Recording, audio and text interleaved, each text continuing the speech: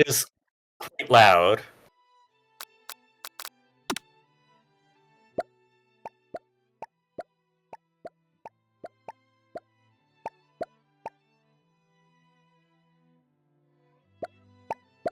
Uh-huh.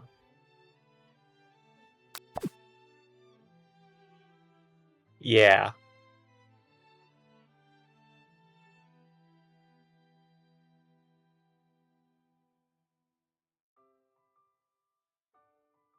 Yeah.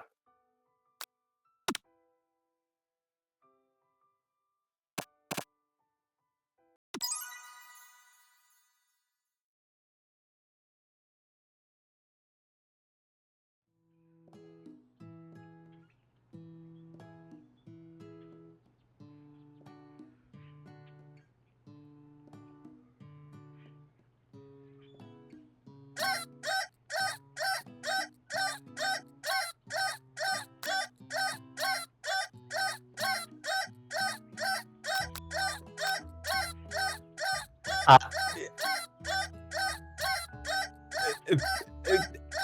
there is definitely a correct option here, and it's number 2.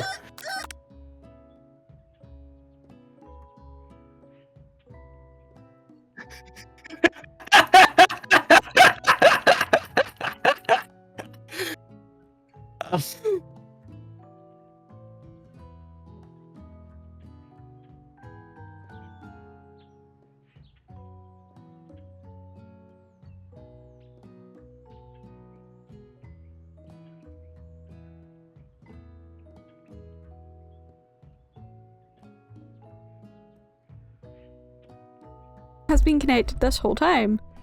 Hello? Seriously? Okay. OBS decided that my There's your microphone voice. didn't exist. That one was not my fault. It said that it was not able to connect to my microphone. That is not my fault, okay? Thank you for the hugs and support. Hydrate, gotcha. Posture check. Gyl'aan, you better posture check as well. And hydrate. My chair kind of does that for me. It's got lumbar support. So, amazing. Like, if I'm not good posture in this chair, it kind of hurts. Wow. Yay, Snuggles! Game over already? You might I'll be cut out. Okay, let's try that one again. Well, we did the correct option, clearly. We immediately got a game over. Yeah. You sleep softly as the morning sun casts a warm glow through the windows of your modest student apartment. So we have to read this all over again because it didn't catch us the first time. It's not a visual novel if there's not a bad end option in the first choice. Yeah, exactly. Like, this is just par for the chaos, right? It's not par for the course, it's par for the chaos. Yeah. This is how we need to do life. Okay. There we go. The world is peaceful and serene. You could stay in this moment forever. Or you could wake up. No, no, no! Your first day of culinary school is no time to sleep in. Well, I guess... Oh, the first... we know the game over is. I guess we better smack that clock. Guess so. Yup and Adam. Lying in bed, you stare at the ceiling thinking about everything that awaits you at the prestigious University of Cooking School Academy for Learning. That's a long fucking name. Wait.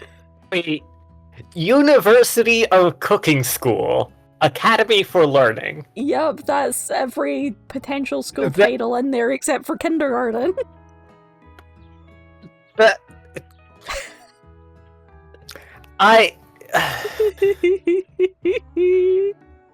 You know what? Sure.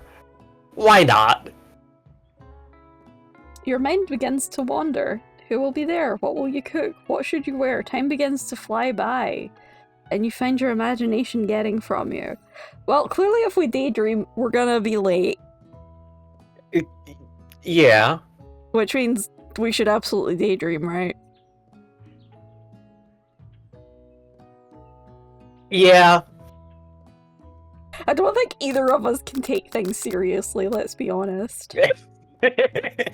I am constitutionally incapable of taking things seriously. I am the dragon god of shenanigans. Exactly, therefore it is time to daydream.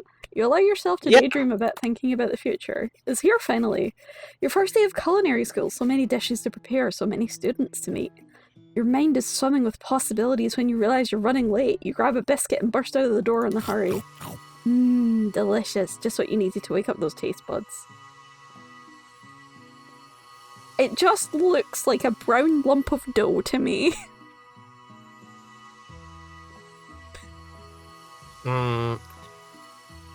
It looks kind of like an American-style biscuit. So it's gone. Right. I forgot that those two are equivalent. I think scones are slightly sweeter, but yes. Yikes, you're in such a hurry, in fact, that you forgot to put on any deodorant before running out of the door. You're sweating buckets as you rush to arrive on time. Uh-oh. Standing in the quad, you gaze upon the magnificent University of Cooking School Academy for Learning. Are they gonna make me say this every time? I kinda hope so. Why? Here comes your lifelong best friend forever, Miriam. She's the most adorably awkward person you've ever met, and you absolutely love her for it. She's cute. She is cute. This is the point where we have to decide who voices her. I'm pretty sure there's a man, and there's also Colonel Sanders. As well as characters. And I think a dog? Question mark? Just based off of the title screen?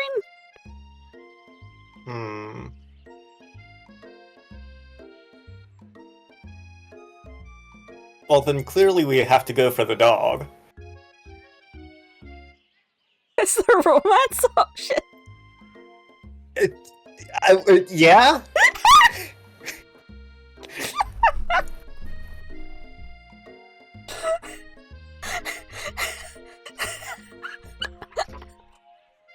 I thought we were gonna go for Colonel Sanders because, you know, the title of the game. But sure, we can go for the dog if that's what chat and Gyl'aan wants. Alright, so who's voicing Miriam?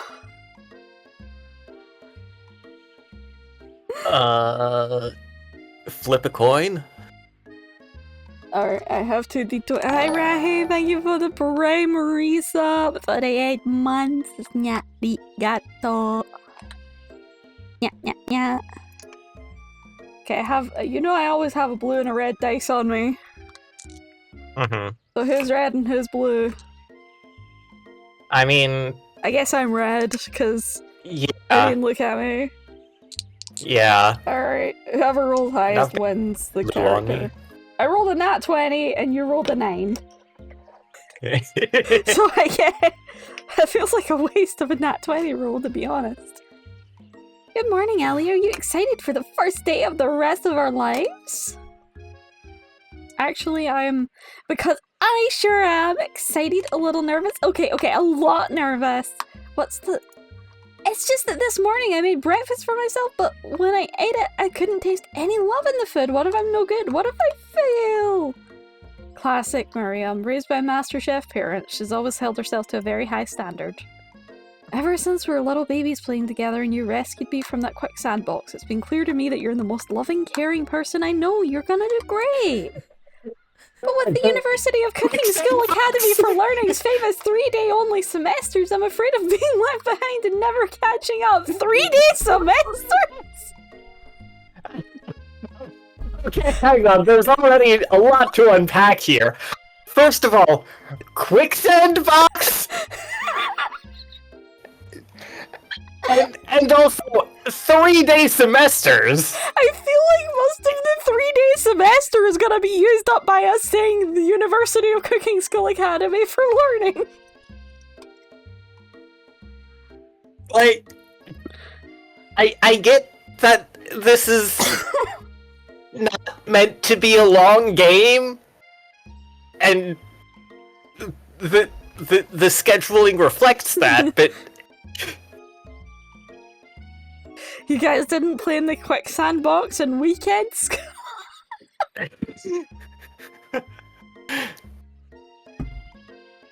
Alright, I think we need a minute to regroup already. I feel like I need alcohol. Luckily, I came prepared and I have a strawberry and lime cider. I thought I might need alcohol to get through this, and already this has reached levels of ridiculousness I did not anticipate. So, Gyl'aan, how are you feeling about the game so far? We're like a minute in, we've had a game over. I sure am feeling. Yep. Alright, so, yeah, 3-day only semesters. A sweet girl, Miriam has always had a flair for the dramatic. That summer she got so nervous about her first kiss that she chipped a tooth practicing on a mannequin. What? What? How forcefully was she trying to kiss a mannequin? What was the mannequin made of? Why? What?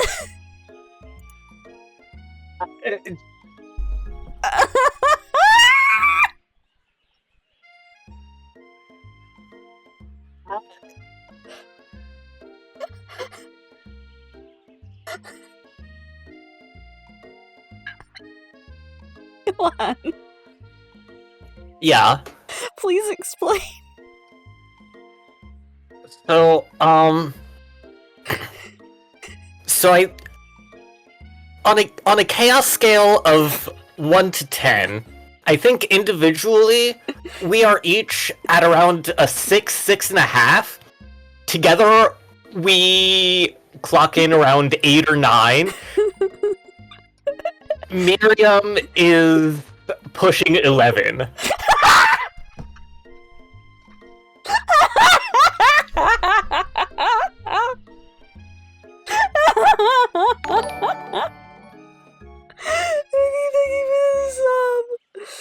Thank you, 53 months, that is so many months. Thank you. We've got a hype train even, Gyl'aan. Look at this, we've got a hype train going. The better question is, why is she using teeth for a kiss? Because she can? I don't know. It's something about pancakes. Making big pancakes. But yes, it's loving pancakes, because, you know, Pancakes Day, and, you know, Valentine's Day, I guess, but mostly pancakes. I'm mostly here for the pancakes. Yep. Every sentence has raised more question. Should you pep talk her or change the subject to give her some relief? Pep talk your best friend or change the subject to school gossip. And on the one hand, I want to know what the gossip is, considering we just got here and it's a 3-day semester, so the gossip's got to be fucking juicy, right? But on the other hand, she is her best friend and we should probably give her a pep talk about kissing mannequins and 3-day semesters. On the other hand, I'm not sure she needs any more pep. Yeah, just look at the pose that she's holding. She definitely does not need more pep. What she needs...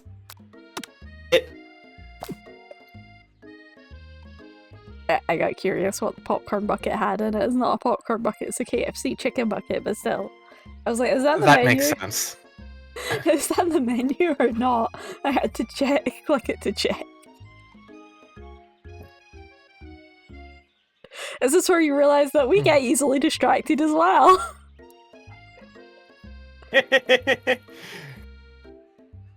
She might not need more pep, but she might need some Pepto-Bismol.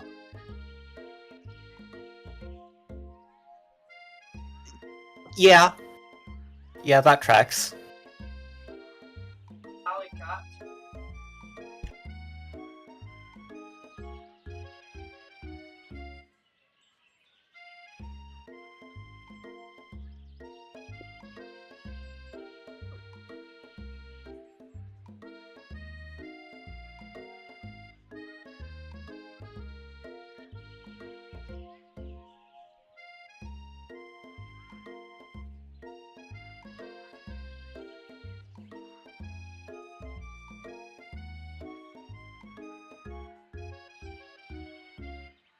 Allie? I've been called. I suspected that might be the case.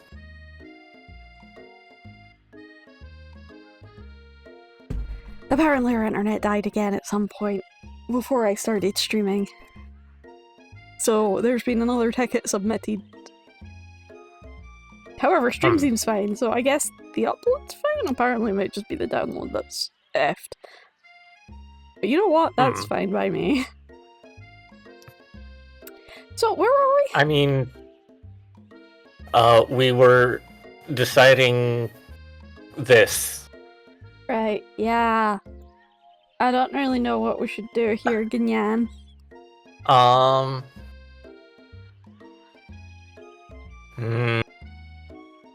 When in doubt, flip a coin, and if you don't like the answer, do the other one.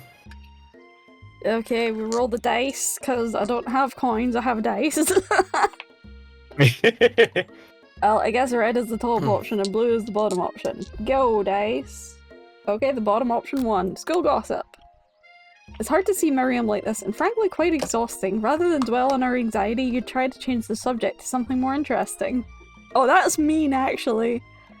All summer you've been hearing rumors about a dreamy, enigmatic mystery student who is enrolled at this school. Yeah, that's a little worrisome, but you'll be fine. Now, what about this mystery student we read about on the school message board? Any new deets? For a 3-day semester, how do we know about a mysterious student already? Yeah. I just like to put that out there. Like, literally, like, anybody could show up anyway.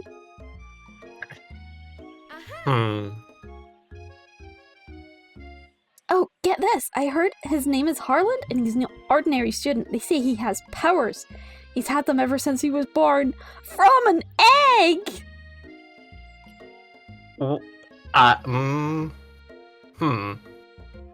You know what? Seems plausible. I need more. What? An egg? Like chicken. Don't be ridiculous. But that thing about having powers, it would line up with some of the other rumors I've heard. Like, I heard he once fought a bear with just a smile.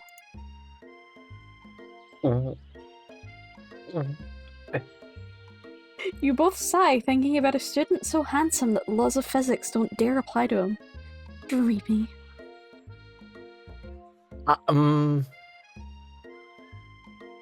He fought a bear with his... what? Like a person bear, maybe? Like, not like a grizzly bear, but like a person bear. Like... I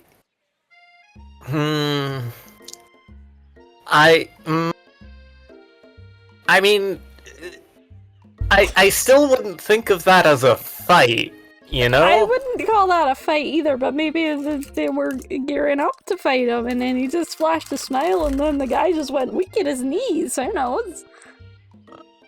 I suppose that sounds plausible. That sounds more realistic than... I don't think this game's meant to be realistic. Let's be honest. Summer semester, 3 hours yesterday, kinda, yeah. Before you get another word out, you're rudely interrupted when someone smacks your books and custom engraved measuring spoons out of your hands and onto the ground. How dare they? The measuring spoon? The books I could forgive, but the measuring spoons? Custom engraved too. Right? Also, why would you bring custom engraved measuring spoons to school? Because it's culinary school. It's a cooking school. They should have measuring implements of their own. Maybe we don't trust the measuring implements of their own, or we want to show up, or you know, we're one of those rich kids who don't really think about it.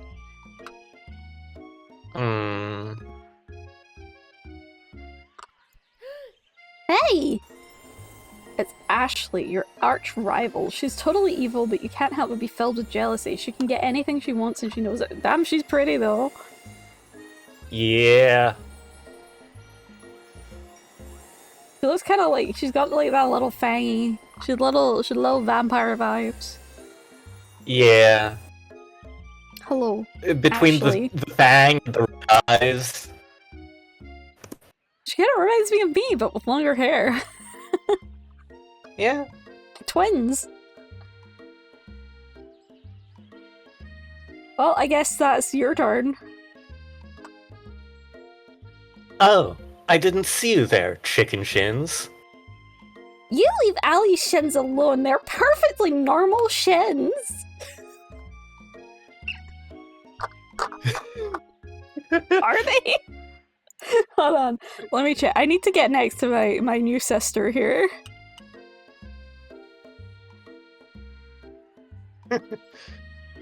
I look like I fit right in with this game, right? Perfectly. Perfectly. Like, she's my twin sister, right? Like, you can see it, right? Yeah. Yeah, I can see it. Well, maybe not twin sister, but Definitely cousins siblings. at least. Exactly, we're definitely related.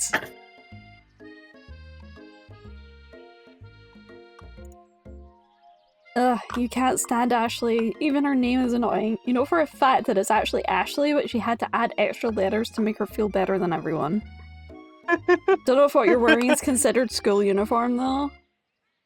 It's uniform enough! I mean, If I put on the hat, that works as a chef's hat, right? looking at these two, I don't think there is a school uniform per se. Yeah, I don't think so either. Like I would just maybe need a more... dress code, but certainly not a uniform. Yeah, and she's got cutouts too, so it's fine. If Which anyone she here really knows what shouldn't. perfect shins looks like, it's us. Why would we know what perfect shins look like, Miriam? That I think will have to be a question for another time. We're not gonna let your really weird insults get to us. Look at her little blip!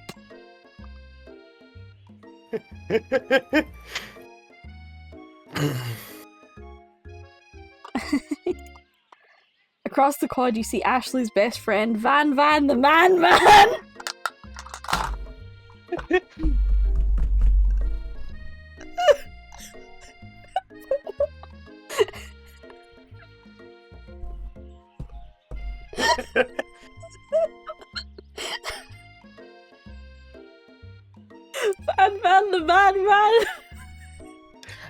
That absolutely amazing name. 10 out of 10, no notes. Van the Man.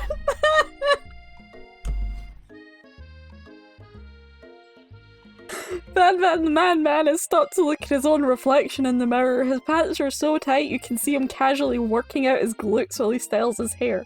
No lie, they're rocking glutes.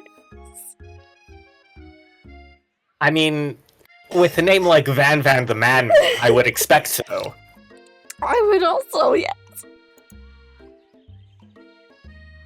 Him! Van! You rang? Wait. I can do a better voice. You rang? I don't know how to react to this. You've never been sure what their arrangement is, but as long as you've known them, Ashley and Van have been just as close as you and Miriam, but substantially more devious. What the JoJo is this? Look at his star-shaped hair! Yeah, he absolutely could be a JoJo character. He does, you know, I think the only dress code here is that you have to have buttons on the side of your shirt, to be honest. It's starting to look like that.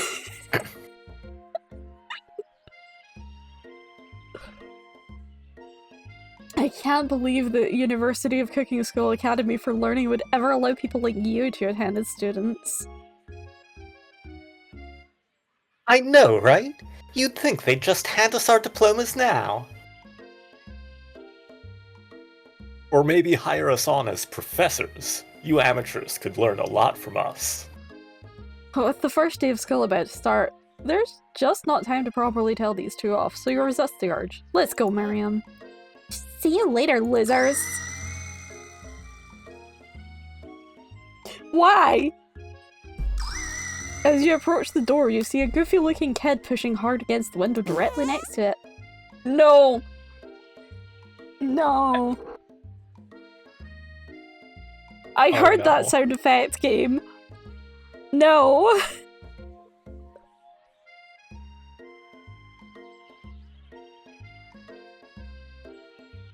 Why? Why? Why?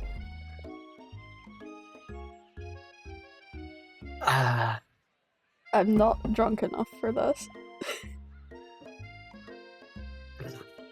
I don't think either of us wants this character. Yeah, I don't think so. To the dice. To the dice. Alright, dice, don't let me down. God damn it, you rolled a 9 and I rolled a 10. That means I have to voice them, doesn't it? Oopsie. Everything is broken. You reach forward and easily pull the door open. That should do the trick? I love you! Oh no, he was pushing a pull door! I think you mean thank you? My name is Pop. I was named after my Pop. He's old. Could someone like this also be a student at the school? He must be one heck of a chef. Also, his name tag clearly says Bob. But I guess he's reading it upside down? Hi, Pop. I'm Allie. So, are you gonna make me hold this door all day? Nope! And with that, the young man walks into the building ahead of you. Is it just me, or is he kinda cute? It's just you, Miriam! He... like... He's the kind of cute that, like... Makes you want to throw them out a window? I think that's just you.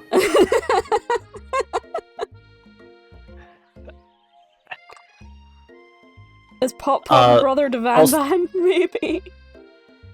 Also, please don't defenestrate children. I do not murder children, or throw them out windows, or hurt them in any way. I am in fact a good cat. That's good. That doesn't mean I like children, though. Yeah. I think it's just you. The face. You both shrug your shoulders before following him into the building. You stand at the edge of the room unsure where to sit. Other students wander in and keep themselves busy chit-chatting. A scruffy-looking pooch takes his place in the podium in front of the class. Adorable. He's our teacher!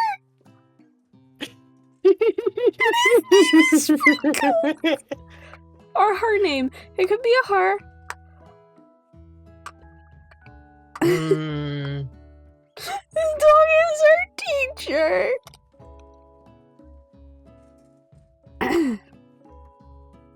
No, quiet down, everyone. Who is this unreasonably cute pup and why is he in our culinary class? You must be Sprinkles, head instructor and CEO of UCSAL.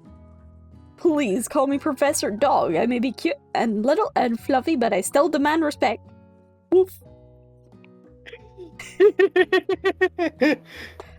There. Woof. Wait. The CEO? Yep. Professor Dog. Their name is Dog. His name is Sprinkles Dog.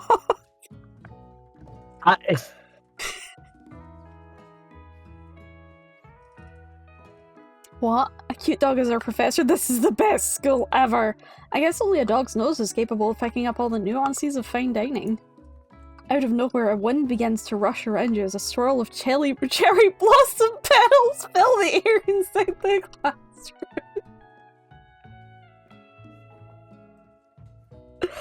Oh boy. Yeah, this is totally normal. chilly. Someone close the window.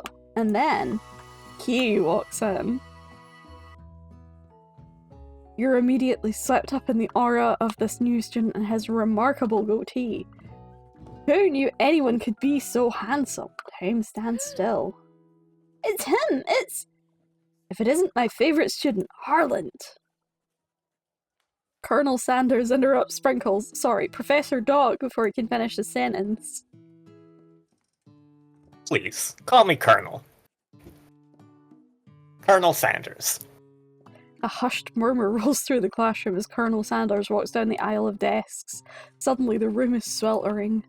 Sweat begins to bead across your brow. You feel like everyone is looking at you and you're not entirely wrong. And this over here must be Sweaty Sweats-a-Lot. Maybe we should open that window back up before Faucet Pits melts into a puddle and evaporates entirely. How could we forget deodorant this morning? You two both know my name. We're in the same kindergarten class. And what is it with all your really weird insults? Uh-oh. We turn to find Colonel Sanders standing directly in front of us. Colonel Sanders, beautiful angel that he is, stands before you, smiling gently, his hand outstretched. Boy howdy, this classroom gets hotter than a Kentucky Friar. Please, use my handkerchief. He's holding the fast forward button. I just want to point out that he's holding the fast forward button. Like, even he's tired of this shit.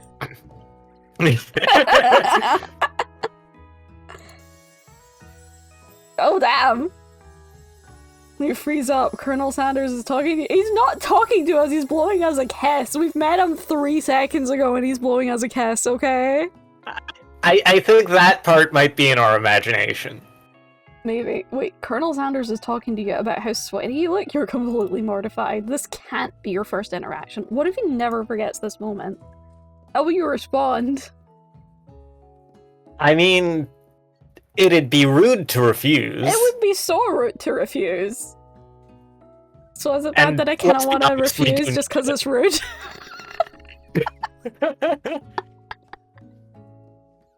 Sorry, what were you saying? I completely cut you off there.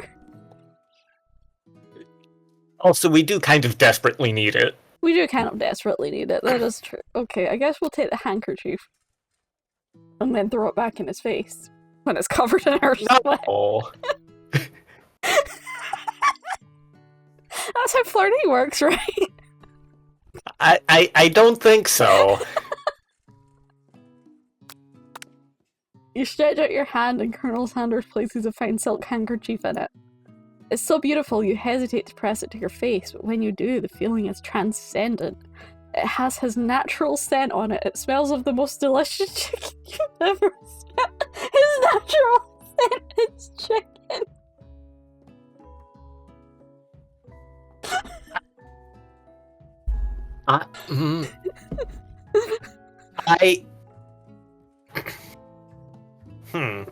I need sanity more than ever.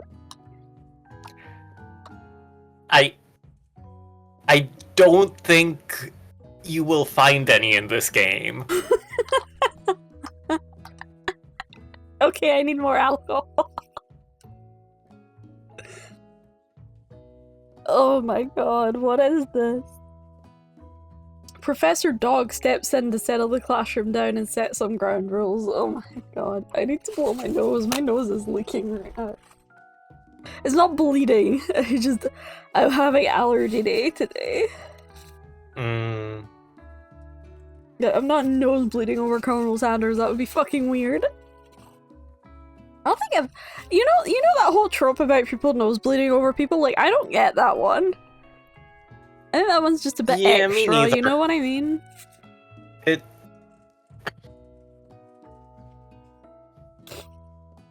Anyway.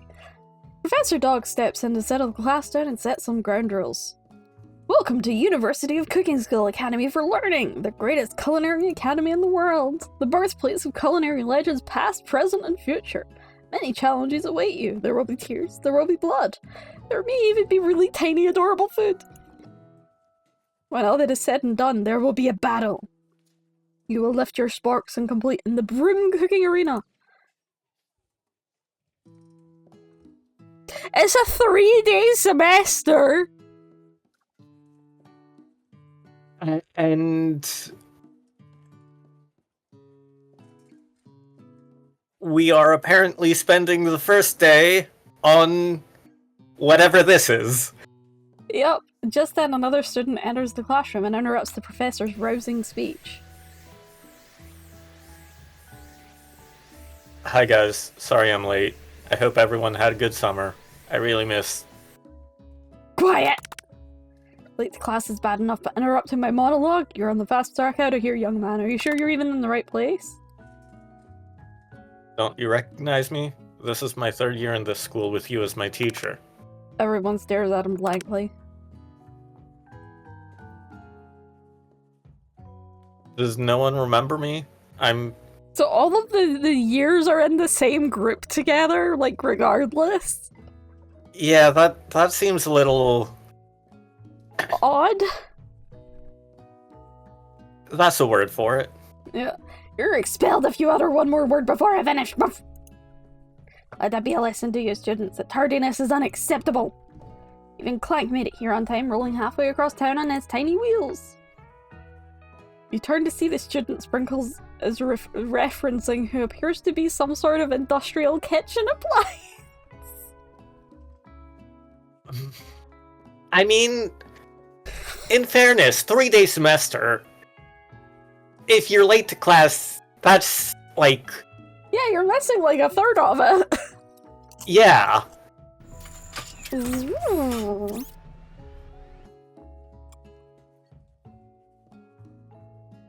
What is with that face? What the fuck kind of fever dream did someone have to make this shit up?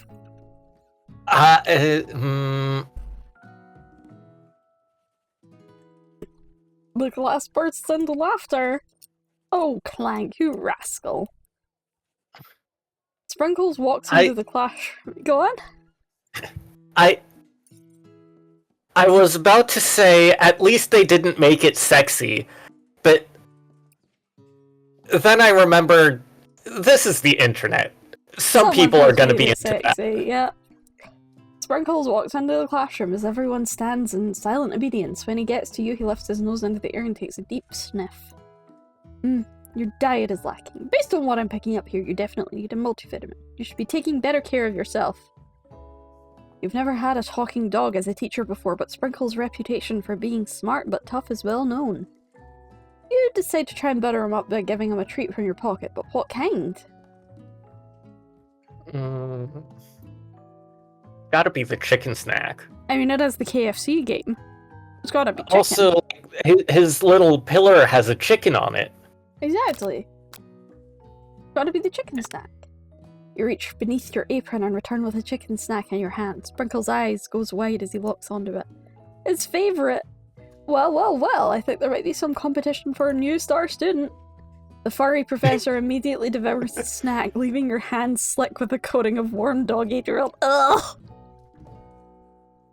Oh, I hate that feeling. Yeah. You see the other students eyeing you jealously, but pay no mind to them. If they wanted to succeed in life, they should have learned the importance of carrying a range of dog treat flavors on them at all times. Just in case you happen to have a professor that's a dog, of course. For bribery reasons. Of course. Also, I just noticed that the map in the background, some of the countries on it are almost the same shade of blue as the ocean. Yeah? So, like, it almost looks like there's a chunk of Africa missing. Those are the places with no KFCs. They're not important. They can be consumed by the sea. I'm pretty sure there's KFC in Brazil. They're not important. They can be consumed by the sea. According to the map. I'm not saying they should actually be consumed by the sea. Please don't come at me. Please don't cancel me. Settle down, young chefs. Take your seat and prepare to have your minds open to the amazing possibilities of culinary creation. As everyone rushes to claim their favorite seats, you're left standing at the front of the room. Only 2 options remain. Hey, Ellie, there's still a seat here! It seems no one has claimed this seat next to me, if you're interested.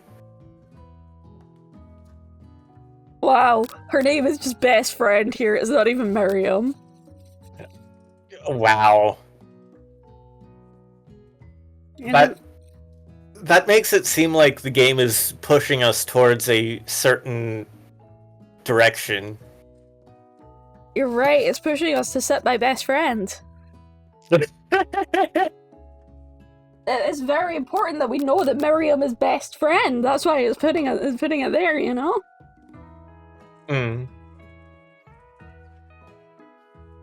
Like, you're refusing best friend by sitting next to Colonel Sanders. How could you refuse your very own best friend? What do you think, Gyl'aan?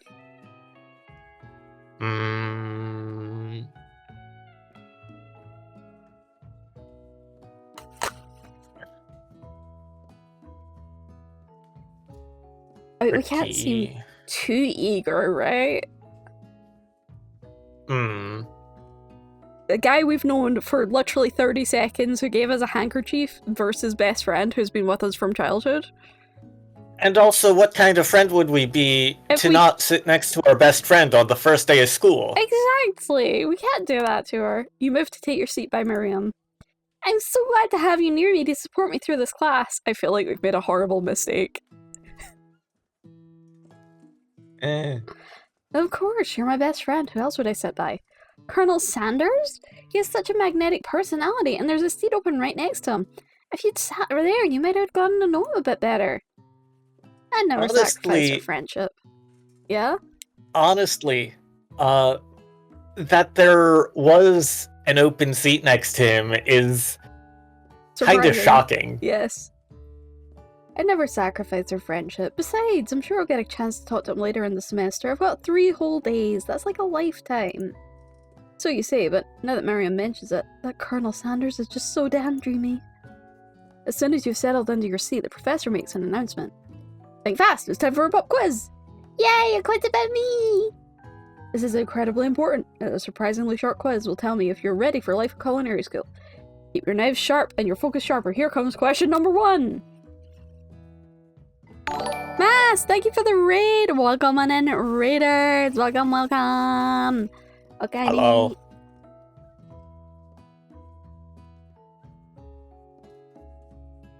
Welcome, welcome, Mass. How are you doing? Let's get shoutouts going.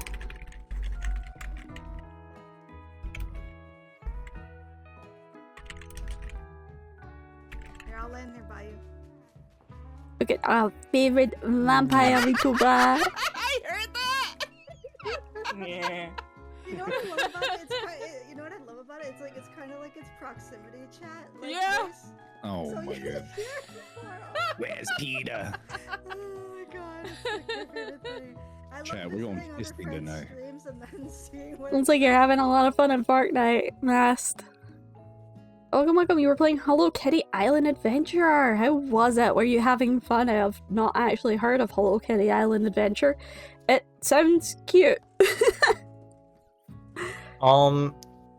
From what I understand, it's kind of like, the Animal Crossing. Ah, it just came out as well? Oh, okay. That's pretty cool. But yeah, I hope you had a wonderful stream. If anybody came in with this stream needs to eat, sleep, drink, anything like that, please go do so. Please look after yourselves. And if you're new here, I'm Ellie Catastrophe, the one and only Catastrophe Cat. I am from Scotland. I have 7 cats and a dog. I'm currently doing themed months throughout this year. February is Love and Pancakes, and last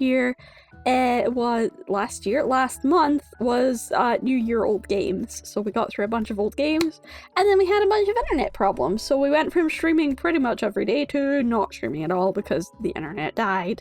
And I've also been informed earlier that apparently our internet has died again, literally, like, an hour before I started streaming and nobody told me, so... That's fun.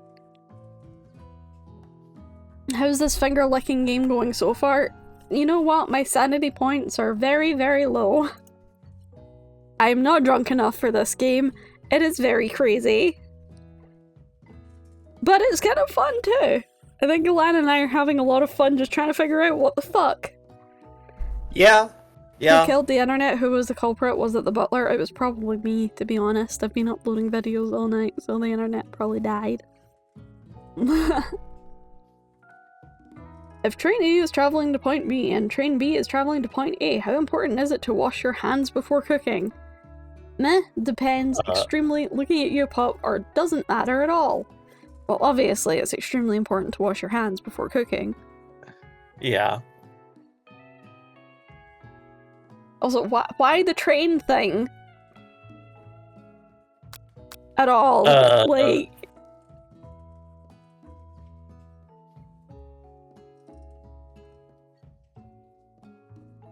I don't know.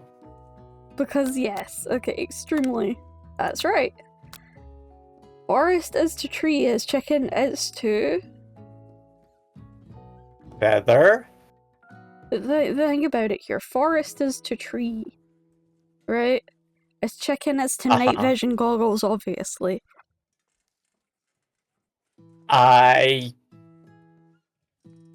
You're gonna have to walk me through that one. Because the last one was the middle option, therefore this one also has to be the middle option. No.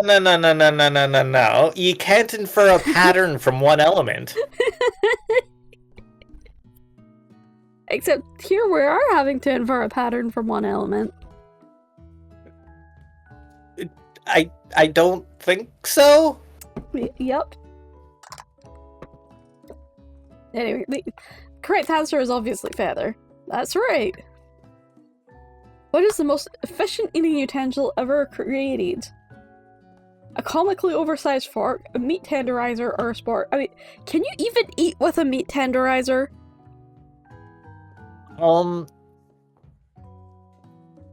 If you're very clever with it. Obviously it's gonna have to be the spork. Yeah. Yeah, but I would argue that it's not necessarily the most efficient, but sure. That's right. What food is best for a broken heart? Anything as long as it's prepared with love and not too much salt, camel meat, or a pancake that looks like a silly face.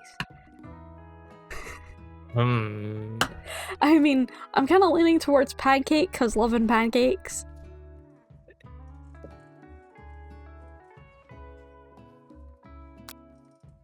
I mean, that wasn't my logic, but yeah. But also, anything as long as it's prepared with love and not too much salt is probably correct. I don't think it's camel meat. I've never had camel meat. I've had plenty of broken hearts, but never camel meat. Maybe that's why I keep getting broken hearts, you know? Well, no, this is like a remedy for a broken heart, not a vaccine. But why is it not a vaccine? Have you ever questioned that? What? Why isn't there a vaccine for broken hearts? I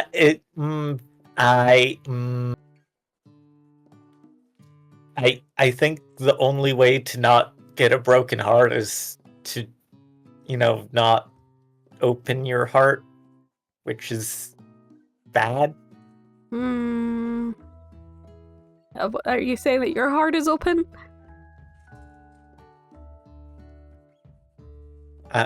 What? Is your heart open to Colonel Sanders? Somehow, I knew that was going to...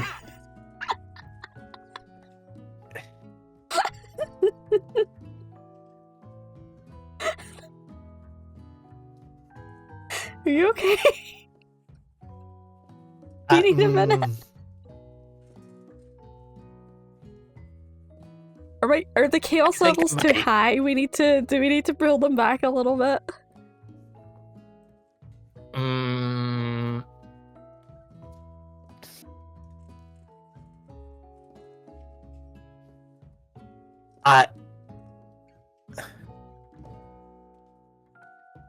Hang on. That's a trick question.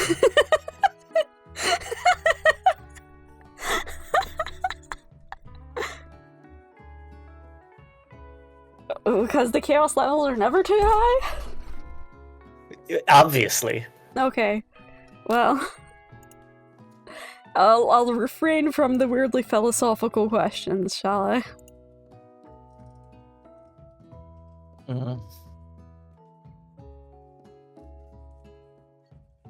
Like, I believe the correct answer is anything as long as it's prepared with love and not too much salt. Although too much salt depends on the person consuming it, let's be honest.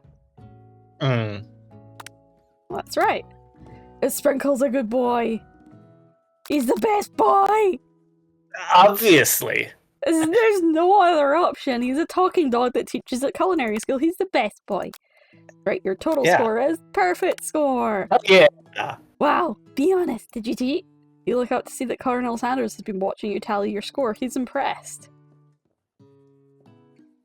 I know we just met, but I have to confess. I think you have a beautiful brain. What? What? Hot diggity, you just scored some major Colonel Sanders points with that performance. Who says that? Colonel Sanders, apparently. Ugh. Colonel Sanders was a real person, right? Yes. You know, do you not find it weird that they've made an ultimate dating game sim based off of a real person that existed I don't know how long ago? Well, so... Is he still alive? I don't know. No. So, there's actually, like, some interesting history with Colonel Sanders and KFC, because he did invent the original, like, secret recipe that they used, Uh-huh. but, like, I forget, I don't know the exact details, but he, like, sold it because he was not super business savvy. Uh-huh.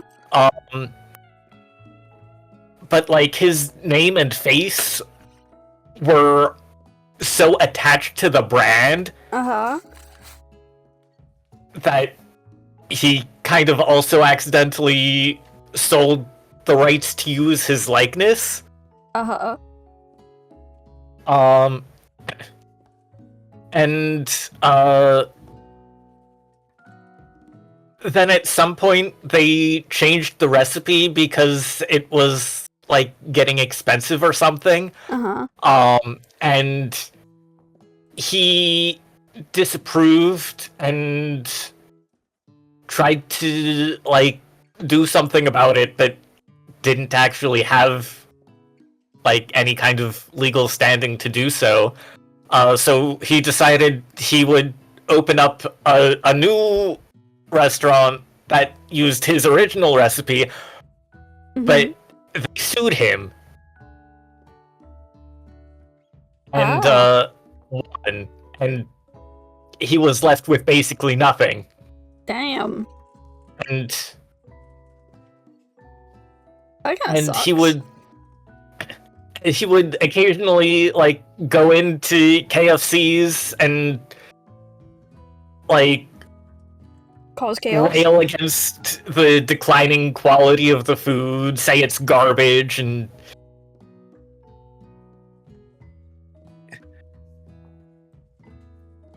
Poor guy. yeah. Well, that's kind of Like, sad, but we've I learned something can't be today. too sorry for him because he did kind of do genocide on natives, so Yeah, you can't feel too bad for somebody who's a genocide, but at the same time, you do feel kind of bad for him. like, yeah, this and that are two different things, you know? Yeah. May I have your attention, students? I have an important announcement to make. Time for lunch!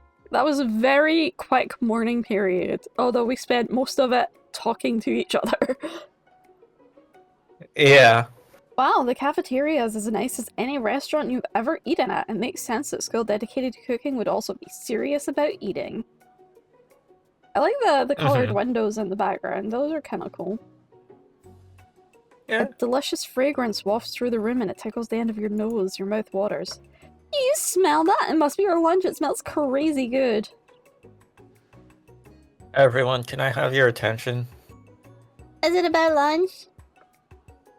No, I just wanted to apologize for my tardiness. You see, I was...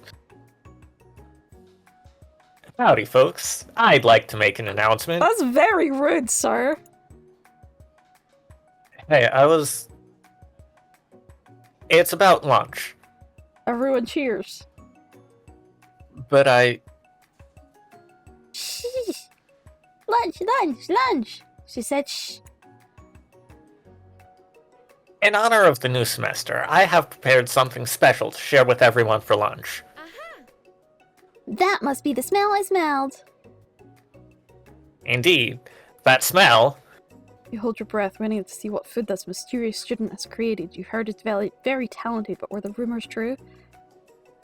is this. Colonel Sanders lifts a large bucket above his head, its contents glimmer in the light. Piled high are huge pieces of chicken, breaded and fried to a crispy golden finish. The aroma envelops you, and you begin to feel warm and safe. Colonel Sanders has filled a bucket with chicken? What a novel concept. Your stomach begins to grumble as if to say, stop thinking and start eating! For years, I have been developing a secret recipe for the perfect fried chicken. By my calculation, nothing less than 11 herbs and spices are required to achieve the perfect balance of flavors. You look around and notice that every other student has a pen and paper and is scribbling notes as fast as they can. But that's all I'll say about that. What? You think we want your stupid secret recipe, dude? Nah, my dude, nah. Hey RD, welcome in, how you doing? If you figure out the 11 herbs and spices, my TMs are open. Yeah, I would let you know for sure, but we'll probably never find out.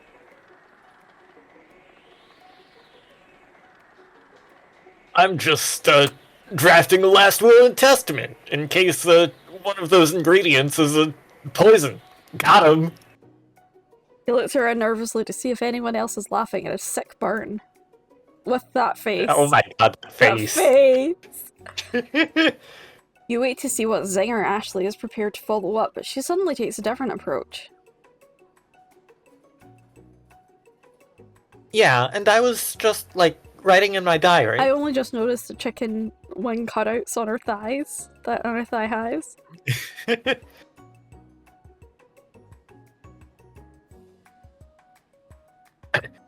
Dear diary, today I smelled something beautiful. I knew at that moment that only the hands of a true gentleman could fry chicken so tender. You see her body language change from bitter and evil to sweet and innocent as she slides closer to Colonel Sanders. She realizes that he is destined for greatness and fame with cooking skills like this. She wants him all to herself. Oh, please. Well, Van the man, if you don't want any. I'll take his. Whoa, hold on. I mean, I guess I'll try it. Well, what do you mean no extra chicken for me? He takes one bite and his eyes grow wide. He starts contorting his face as he tries to hold in his pure exhilaration and act unimpressed. Easy now, there's enough for everyone. Please, my fellow classmates, dig in. I love his faces. They're all ridiculous for Van the man. Yeah. I still can't say his name without laughing. You take one of the pieces of fried chicken out of this bucket and sink your teeth into it. It's amazing! Tasting Colonel Sanders' foods transports you to another dimension. Along with your taste buds gripping a drumstick in your hand, you float weightlessly. Imagine if someone made KFC the anime. Oh my god, it would be ridiculous. If this game is anything to go off of, it would be ridiculous. Alright, what are we doing here? Are we gonna try and identify the secret recipe? Are we gonna find out about his heart? Or are we going to swim towards the light and probably die?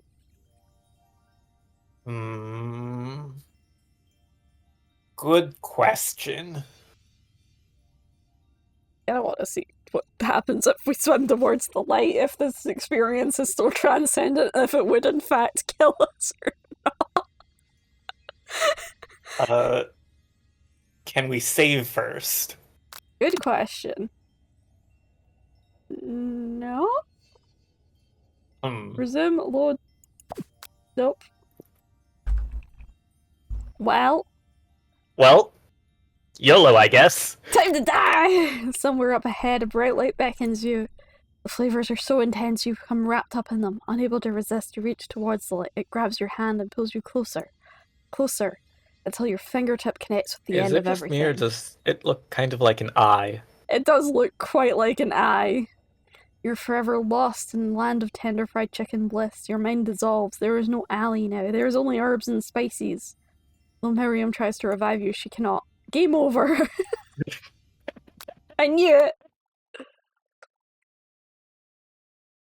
Did we get sent all the way back to the start? Because I've still... okay. Oh, thank God. Let me just hold this fast forward button. I feel like I need to up the sounds a little bit.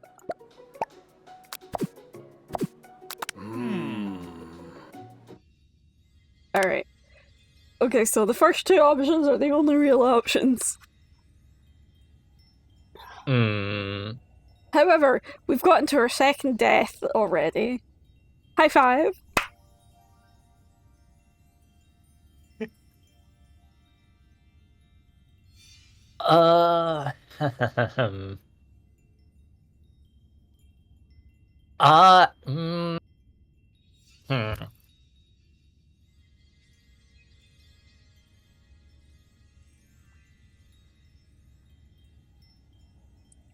I feel like if we try and identify the flavors, we're not gonna get anywhere, so I feel like the culinary heart is like the right option.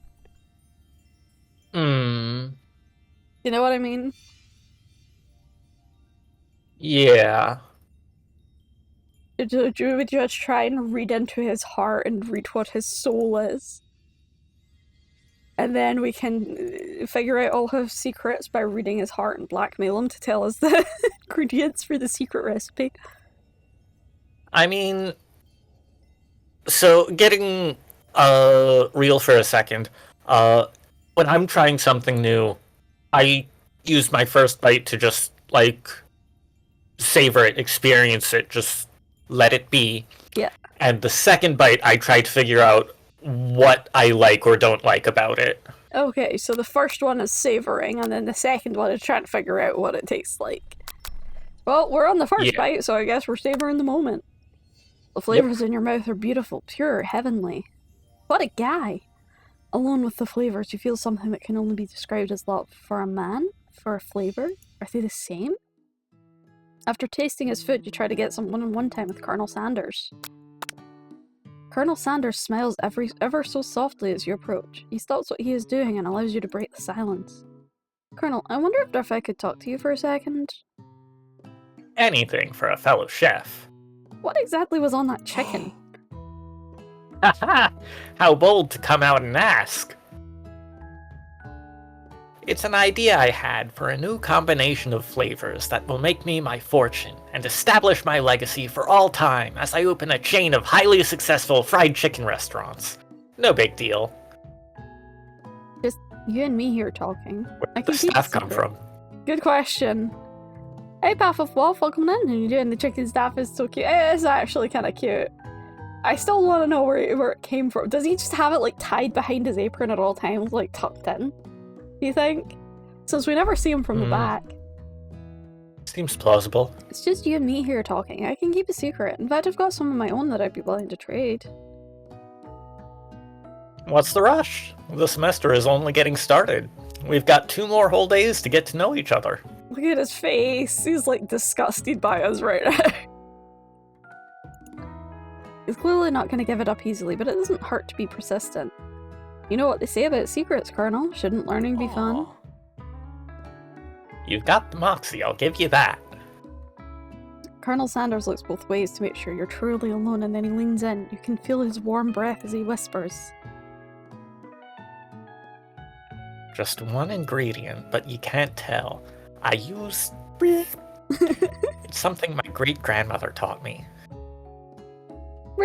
Wow, you never would have guessed that. In fact, you're not even sure where you'd get some if you searched. While you're wrapped up in that huge revelation, you notice that Colonel Sanders has disappeared. While everyone is still in the cafeteria, you decide to look for him. You find Colonel Sanders outside, standing in the quad. Oh, it's you again. Howdy. I mean, you literally whispered in my ear and then just fucking walked away. Of course I'm gonna follow you, you weirdo. He Batmaned us. He did!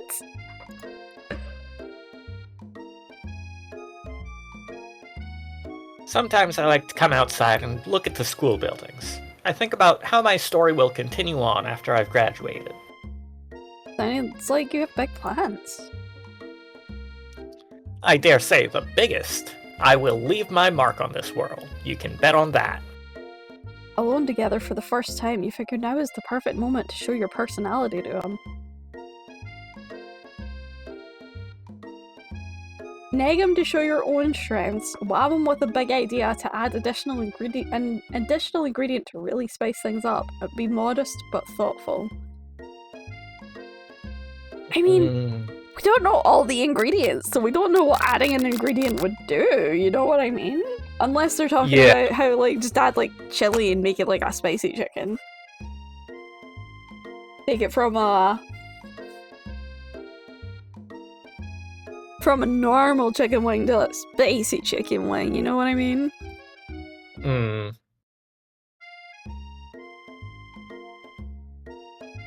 I don't like spicy food, though. Okay, so we're gonna just be modest but thoughtful, right? Yeah. Yeah. Well, I just wanted to tell you that I really enjoyed your food. Now you've got his attention. The flavors were complex but comforting. The interplay between salty, savory, and peppery, it was perfect. I appreciate the compliment, Allie. I'm sure you'll be a big success. I know we've only met today, but I'm starting to get the same feeling about you. We should head back inside. The next lesson starts soon. You step into the massive cooking arena where the afternoon lessons will take place. Each student gets an oven and all the tools and ingredients they should need. This definitely is set up for Chef Jules. Uh-huh. Look at this place, it's magnificent! Finally we had to show our stuff. Wait a second. Oh no, we have to show our stuff! What if I totally blow it? You're not gonna totally blow anything, except maybe kisses to the crowds of fans you're gonna earn with your signature adorable tiny food creations. Welcome, students, to the cooking arena. For today's lesson, we'll be cooking with partners. Hurry up and pair off. Naturally, Miriam looks over at you, but unable to control yourself, you pounce on Colonel Sanders. Oh my god, that's very forward. Wow. Hey Colonel, would you like to tackle the lessons as a team? A team of 2, that is. Me and you, if that wasn't clear. Wanna be my partner? Sure, Allie. I'll prepare our station. I can't believe we just left our best friend behind. Without you as a partner, Yeah. Miriam is left standing alone. 2 different students quickly take notice. Hello, new partner! Oh my, 2 potential partners? I'm sorry, gentlemen, but I don't know who to choose. Looks like you'll have to pick for her. Friend duties can be a little awkward, but that's the price you have to pay for not being alone forever. Who do you want to ask to be Miriam's partner? She thinks Pop is cute, though. Do we wingman her here, or do we give her somebody that might actually help?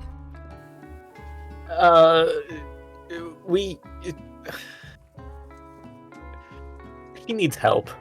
Okay, so we give her the robot then? Yeah. Sorry, Pop, but I think Miriam will be partnering with Clank today. It's okay, I already ate. It's not entirely clear if Pop has any idea what the part of school is even is at this juncture. Clank is clearly excited to have some attention. He heats up and begins to roll back and forth. Yup. Burp, burp, burp, burp. Hold on there, fella. We don't even know the assignment yet.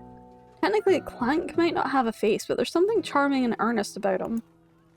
Hey, shoot, I hardly know you. Clank jitters and a panel shakes loose. You get the impression that this is a sign of affection. It sounds like it's a sign of laughter. This is the most chaotic game I think I've ever played. Looks like you two will be fine.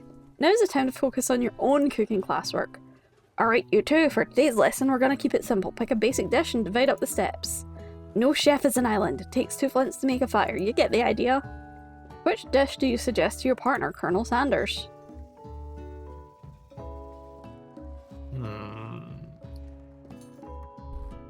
I mean, Colonel Sanders probably like mashed potato and gravy. Yeah.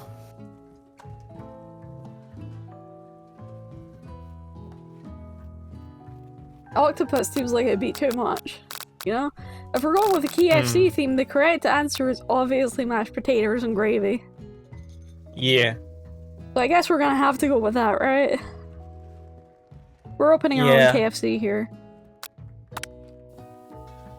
I've always been something of a down-home chef. I was thinking we could make something warm, inviting, comforting. Maybe mashed potatoes? And gravy? Couldn't imagine one without the other.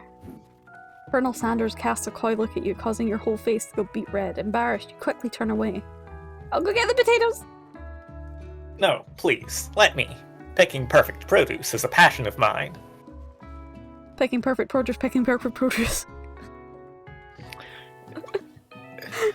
Passionately picking perfect produce. Passionately picking perfect produce, passionately picking perfect produce. I lost it there. Your turn, Gyl'aan. How fast can you say it? Produce, passionately picking perfect produce. Had it for a second. Passionately picking perfect produce. Passionately picking perfect produce. Passionately picking perfect produce. Ha ha! Well done. Data. I deserve head pats. True. You do. You do. I do. And you really have pats. You deserve some too. Here you go. Pop, pop, pop.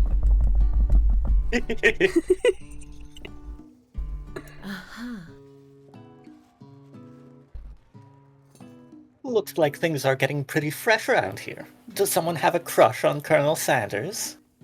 We're just cooking partners. Mind your own business. Sanders' heart is my business, and you'd better keep your fingers off of my man. I don't recall you dating him. Did someone call for me? 8 out of 10. No, jeez, Van. While I'm over here crushing Allie's dreams, you're supposed to be taking care of our classwork. That was the deal, remember? Colonel Sanders returns, arms full of peeled potatoes. He tosses them into boiling water and turns his attention to you and your old friends? Oh my god, she just... Instantly changed. Complete 180 on her body language. Yup. Oh, howdy there, Ashley, Van.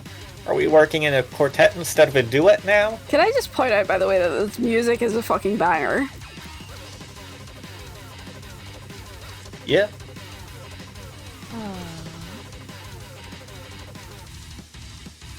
Actually, no. It looks like Allie was struggling, so we offered to give them a hand. You know how it is. These young amateur chefs need a lot of mentoring. The music actually does slap, though.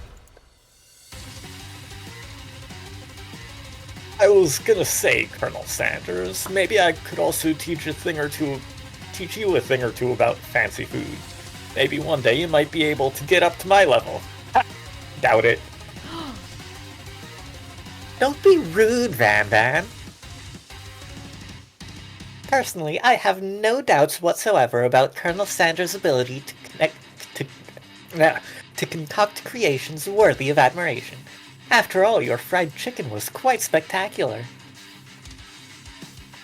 But, Colonel, if you ask me, I might make a better partner for you than this thing that has positioned itself at your station. Don't you feel, deep down, that we cast complementary shadows? We fit together, like a thigh and a drumstick. It just makes sense. Nothing about this makes any sense, but one thing is clear, she's coming for Colonel if you don't watch out.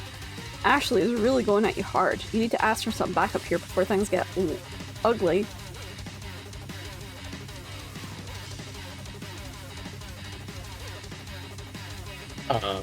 I mean, I feel like Colonel Sanders is already involved in this fight right now. But Yeah. Miriam's also always been involved in this fight, you know?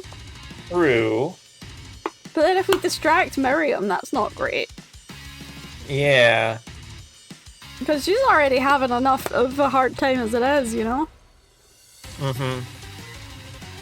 At least he's already distracted by this shit.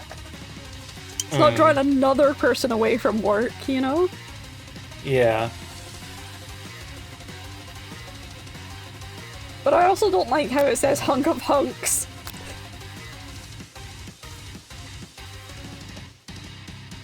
Yeah.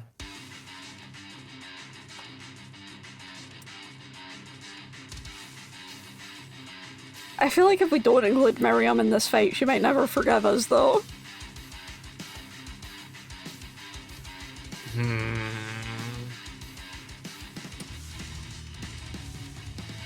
Flip a coin? Sounds like it's time to get out the dice. Which one's red, then?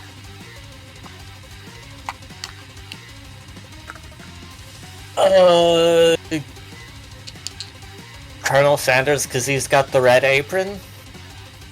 Well, we're going with Colonel Sanders because it's a 15 and a 7. The red dice always rolls higher, I swear. I mean, today at least. I'm here to learn and express myself via my cuisine, not bicker with the prima donnas. Partners were chosen at the beginning of class, so let's all respect the format, okay? You turn to Colonel Sanders to confirm that you're on the same page. I chose Colonel Sanders and Colonel Sanders chose me, isn't that right? A businessman respects all fair agreements, from contracts to handshakes. I took on Allie as my partner for this activity, and I stand by it. Based on your team's behavior, I'd say you're perfect for each other. Neither of you has Allie's natural talent, or their loyalty. Being defended by Colonel Sanders leaves you feeling proud and full of potential. You look for Sprinkles in hopes that he might step in, but he's nowhere to be found. Darn those cute corgis and their short but sturdy stature. You look down at your station and realise that in the tension of the moment, your hands have been cooking on autopilot. Distracted by the drama, you've already crushed the boiled potatoes into a perfectly creamy mashed texture with plenty of butter and cream for flavour. It's as if your natural passion guided you through the steps you know so well while your attention was elsewhere. I know just what to do. Colonel Sanders extends his hand. He's holding a beautiful white porcelain gravy bowl, out of which pours a smooth brown gravy, smothering your nearly finished potato dish. Gravy flows down the mound of mashed potatoes. The results look spectacular. Granny would be very proud. Colonel Sanders holds out a spork to you. You reach out and grab hold of it, but he doesn't immediately let go. The two of you stand, holding the same spork, and for that small moment, all of the madness and pressure in this crazy world stops. Your eyes lock. The moment is electric. Time stands still. If you love something, set it free. Together, you dig the utensil into the mashed potatoes and lift a heaping sporkful up. When you see Ashley with a sinister look, you know she's plotting against you to be with Colonel Sanders. And then, filled with rage and without thinking, you fling a sporkful of mashed potatoes right into her stupid, beautiful face. So not only are we holding his hand, digging into this and about to share this intimate moment, we then see her and we just go, you know what, fuck it, flinging it into her face while we're still holding his hand on the spork, of course. Making him an accomplice in our crime, no less. Ugh. How many hands do you have? Just 2? probably. Who knows? We've got a dog and a robot. So far, we might be an octopus. Van, do something! Scooping up a fingerful, Van tastes the dripping mashed potatoes and gravy and realizes that it's delicious. Horrified by this revelation, he slinks away. Will he ever be able to cook something with so much love and integrity? Are you secretly that one god with multiple arms? Lakshmi? Kali? There's a lot of them. Yeah. Hold on right there, Ali. Do not waste food in the broom cooking arena. Colonel Sanders, I expect better from you. If you land one more sportful, you both better be prepared to eat it from wherever it lands. Can I have potatoes, face? Van rushes back over, a covered dish in his hand. Mashed potatoes with gravy? Pathetic. In just a few minutes, I've prepared a full meal. Gaze upon my specialty, braised tentacle of octopus in my silky saltwater sauce. Plated on a battle axe blade forged by my supreme chef ancestors. He tasted it with just his finger. It was, to be fair, the thing that he tasted, I think, was the part that we threw on our rival's face. And I think he just scooped it off her face with his finger and then went, tastes good! And then he brought his octopus on a battle axe for some reason. You've ignored me for too long. This ends now. It is I who will have the first bite, and you will all look on with envy. The interrupting student rushes at Van and swipes a bite of his signature dish right off the plate. No, don't!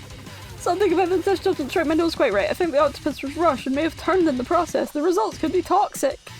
Too late. It has been eaten. I think I left something in the oven. I don't feel so good. It killed him! Oh my gosh. What? The eyes are like glowing and blinking. Everyone step back, don't take another bite. When you look back at the plate, the rest of it is gone. You notice the tip of the tentacle being slurped up in Pop's mouth. Pop winces in pain for just a moment, and then is almost immediately back to his oblivious self. Oopsie! Tastes like poison. The entire class is gathered to watch Pop's final moments. Shock has frozen the whole crowd. They are as motionless as statues.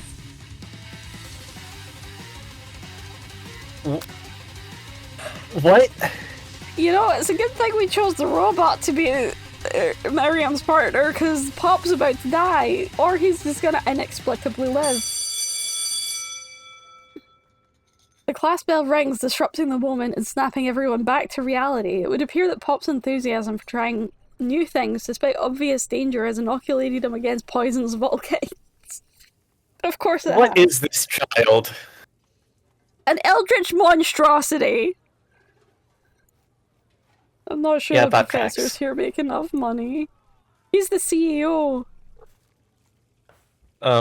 Hello? I just turned into a ghost over here. Seeing that you're shaken up by that really annoying student and all his nonsense, Colonel Sanders approaches you. He's the spirit of Kentucky. I'm sorry you had to go through that. Please, let me walk you home. What? Like, for real? Oh, come on. You follow Colonel Sanders out of the room. At night, the school building has taken on another vibe entirely. It's dark and more than a little spooky. Colonel Sanders stands in the quad's neon glow and speaks softly. Those mashed potatoes you made in class today. Before you go on, I want you to know they're not a great representation of my skills. I didn't even realize I was making them. They were amazing.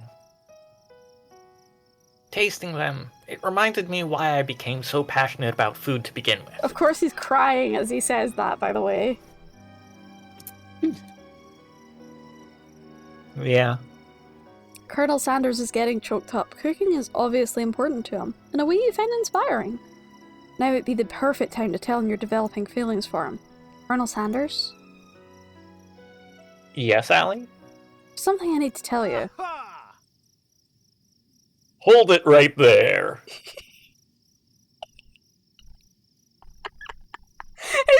been a day! Calm down, Allie!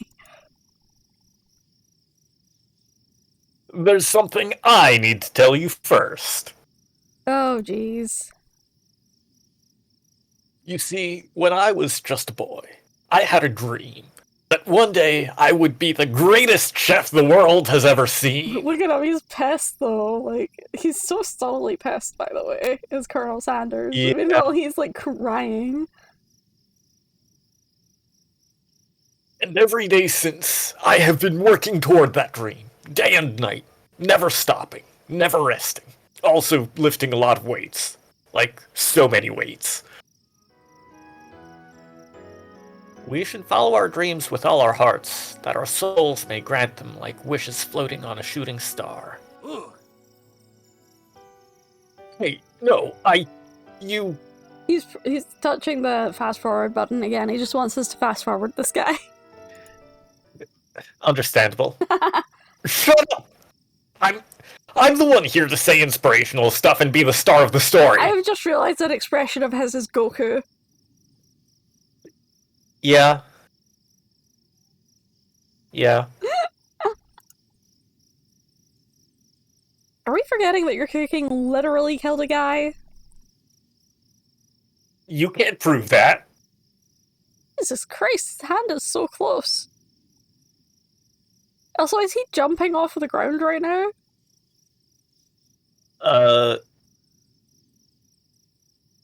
Possibly. It looks like he is. I also saw you kill that guy. What was his name? Somewhere in the distance you hear a long, sad sigh. Forget him, we're talking about me! Me! I'm the hero!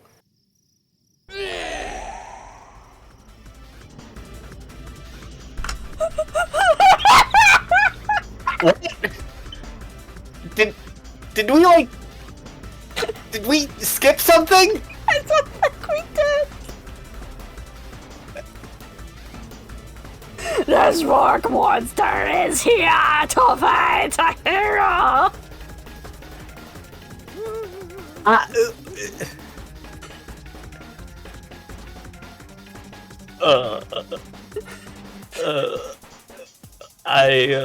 I think I left the fridge door open. Later, nerds. How dare you threaten me just as I was letting down my guard and connecting with another chef on an emotional level? Is he talking about us or is he talking about Van Van the Madman? I think he's talking... Wait. I think he's talking about us to the Spork Monster.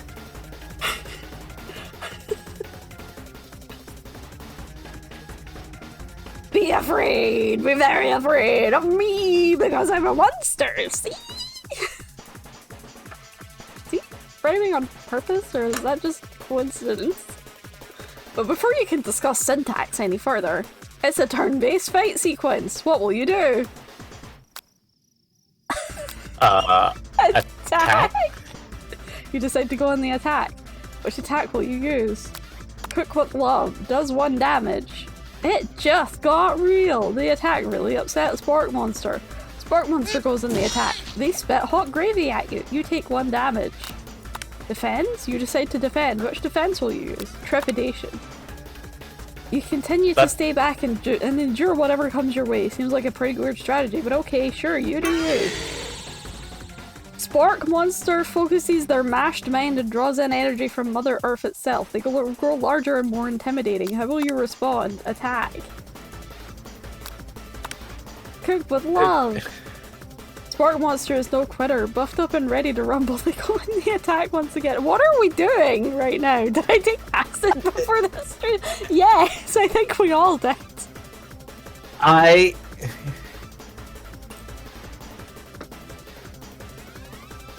can confirm I did not. But, God, that sounds like a fascinating experience. Imagine playing this while on acid. It's very unsettling to see sporks for teeth. It really is, though. It's just like that South Park episode where KFC was basically Coke. And I'm not talking the soda. We ended up in the wrong KFC. We did.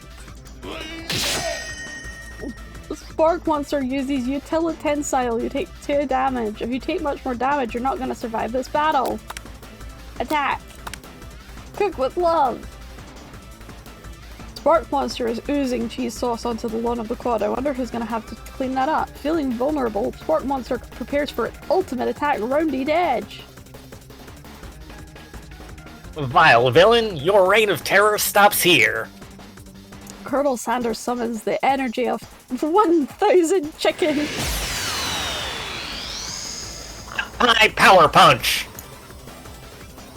Oh, pinch. What? I read that as punch initially as well. Okay, pop high power pinch. Makes more sense in context. What the fuck is going on? Pop high power pinch does 10 damage. Spark Monster is defeated. You saved me. An injured Spark Monster spews steam into the night. I feel like if we spare him, he's gonna become another student, to be honest.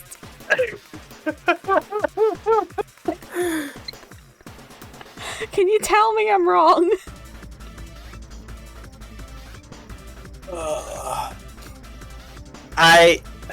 And he's gonna learn how to cook himself.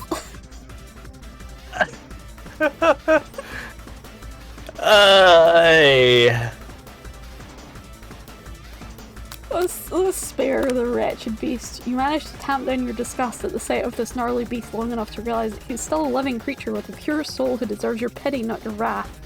Pure soul? Pure soul? Be gone, beast, and don't you dare come back for a follow-up encounter tomorrow. I won't forget this, and I certainly won't be back, like you said. The Spark Monster scuttles off. The defeated monster left behind a special item. It appears at first to be a cookbook, but upon closer inspection it's so much more. It's a book of magic spells with a golden chicken on the cover.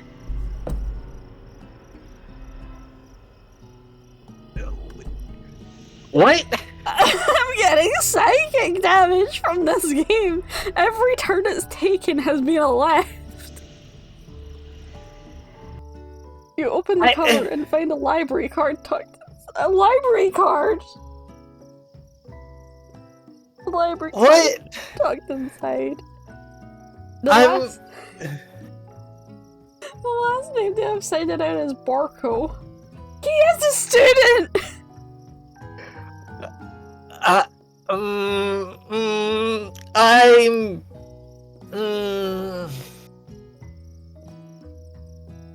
Oh my god.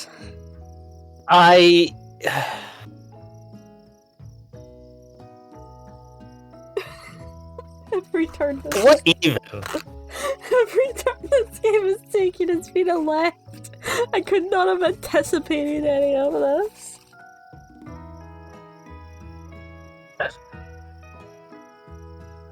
Tell me truthfully, did you anticipate any of this, Gyl'aan?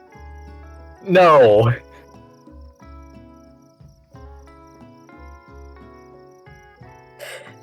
I don't know what's going on anymore. I feel like I lost the plot like an hour ago. That's impressive considering we've only been streaming for an hour and a half. I know. Borko. That name sounds strangely familiar. Your blood is pumping as you stand in the quiet night, holding up the mysterious book in your hands. As you come down from your battle buzz, you realize that your final attack has left you completely depleted. The world around you begins to fade away. Without any energy to keep your eyes open, darkness overtakes you. The image of Colonel Sanders flashes before your eyes as you feel. Did he carry us to our room? First of all, how did he know where we lived? Second of all, did he, feel us up to find the keys? Important questions both. He must have helped you get home. In your tired state, you don't know if you could have made it without him. What a guy. You want to thank him, but you don't have the strength to utter a single word. You feel your covers being pulled up over you as you're tucked in tightly. Good night, my colonel. In your dream, you're together with Colonel Sanders. For some reason, Sprinkles is also there instructing your love. Dreams are weird. Dreams are weird. I... I've had a couple weird dreams recently. Okay, please elaborate. I need to know. Um, If you're okay. So in one, Uh-huh. in one of them, I was back at college, Uh-huh. not in like a time travel sort of way, just in college again. Uh-huh. And for some reason, I kept getting distracted and losing track of time and missing classes, even the ones I Obviously. wanted to go to. That's very easy to have happen.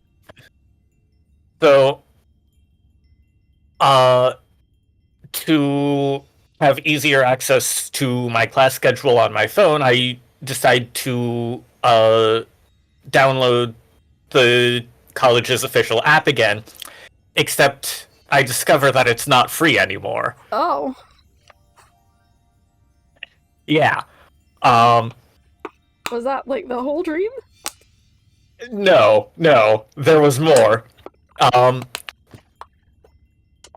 So I decide to go back to my dorm, because for some reason I'm living in the dorms again. Uh-huh. And I pass by a construction site and get splashed with something. Did you become a superhero? No, it was just like gross water. Ugh. Um, So far, Gyl'aan, your dream is very realistic, though.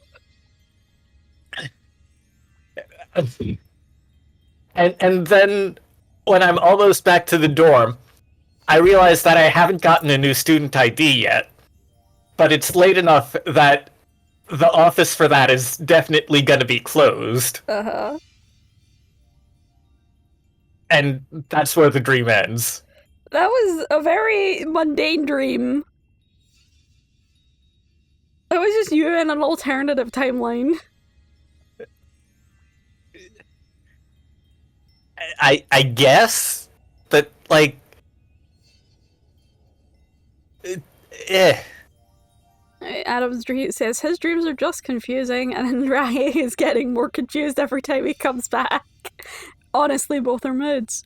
You can think of your last dream you had. Once had a dream where I was somewhere that wasn't too familiar, to which I assume was a different country, not sure where. Someone tried speaking to me, but I didn't understand what they said.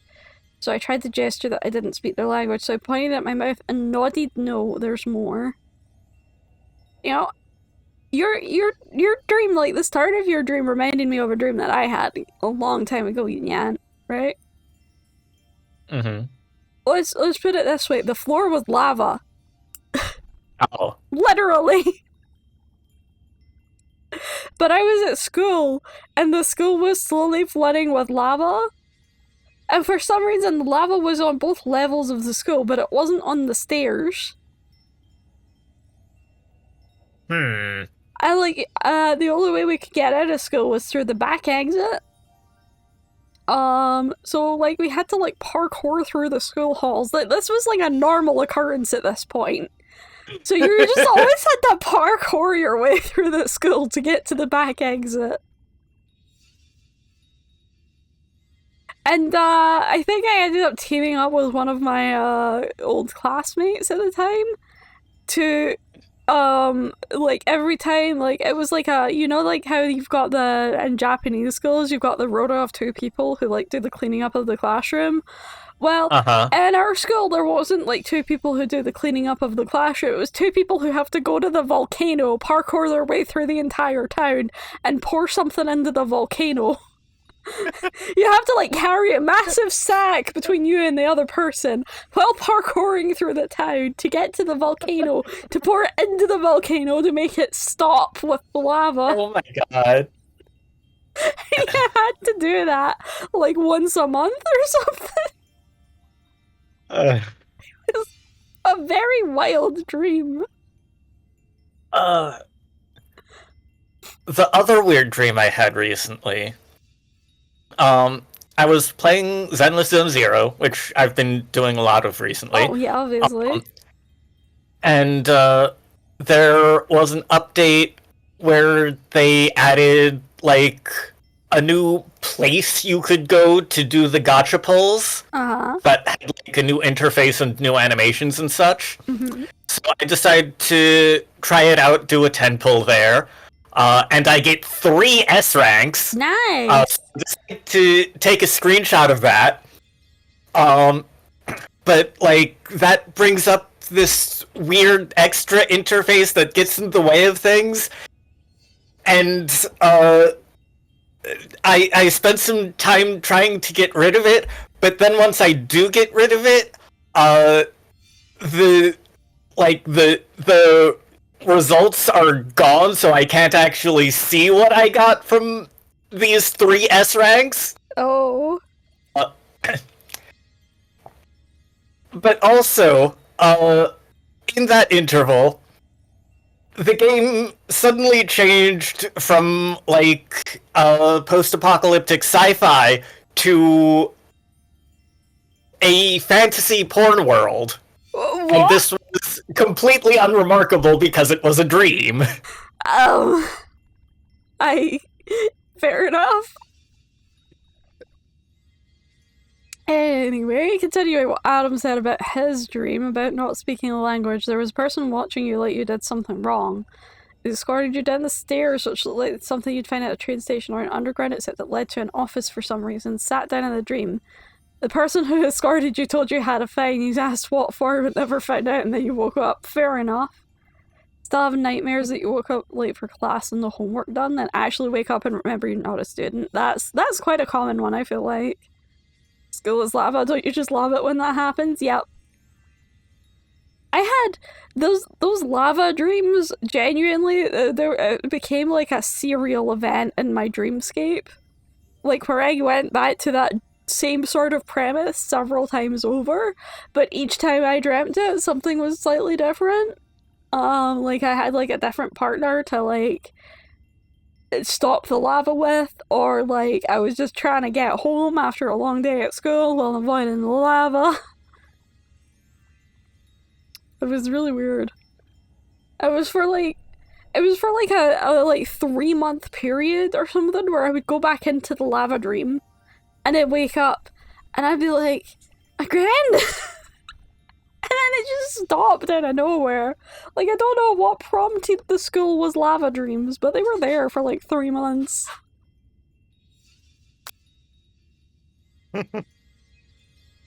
Oh, damn. I don't know what it was about that, but that just blurred in my brain. That sure was an animation. Can we see it again? I would like to see it again. You awake on day 2 and attempt to process the wild visions you had. Were they memories or premonitions? And then there was that secret ingredient that the Colonel went ahead and told you outright. Not much of a secret, huh? It's probably just because he already trusts you so much. Sure, that makes sense. We'll go with that. You vividly remember one that you would have every time you had it, you would wake up violently ill. Ugh, that doesn't sound good. The most common dreams you would have is the stairs in your own home, but it would start at the top of the stairs and try to jump down, thinking I'd land on my feet only to wake up with my face getting closer every time somehow. Ugh. It doesn't sound good either. I think the one dream I've had most often is just that I was running from something. Just running. And it was usually through a forest, and usually it would end when I got to like a dock, and I was running like along the water. And then I would get to like the end of the dock, and I'd have like nowhere else to run, and then I'd usually like wake up just before I turned around to see what was chasing me. That dream terrorized me for quite a while.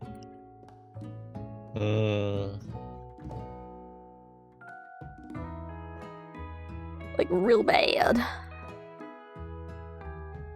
You've learned to be prepared. Fair enough. I did not enjoy that one.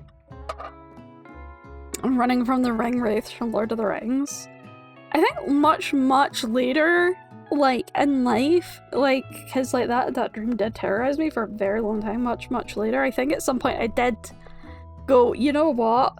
I know I'm dreaming, so I'm gonna confront it. Like, I had to teach myself how to lucid dream so that I could confront the stupid thing in the dream. And be like, okay, this is a dream, you can't actually hurt me. You know what? I think the thing in it did actually end up looking at the equivalent of the Spork monster, not gonna lie. It was just a big amalgamous blob. I had this one dream a while back where I was having an argument with someone. I don't remember who or what it was about, but I ended the argument by saying something like, you know what, fuck this, I'm waking up. And then I did. That's the best way to do it. You never lucid dreamed? I always lucid dream now. Like, I taught myself how to, and now I just always lucid dream. I'm always awake when I'm dreaming. Like, sorry, I'm always aware when I'm dreaming. I'm not always awake when I'm dreaming. That would be weird. You've done that too. I'm done with this dream now. Wake up. I've had to do that a few times. I've had to wake up. The scariest part, right, is when you're awake, like, aware that you're dreaming. When you're aware that you're dreaming, you're lucid dreaming, you know you can control your dreams to some extent, right? Because you're aware that you're dreaming, but you can't wake yourself up, and you can't change it.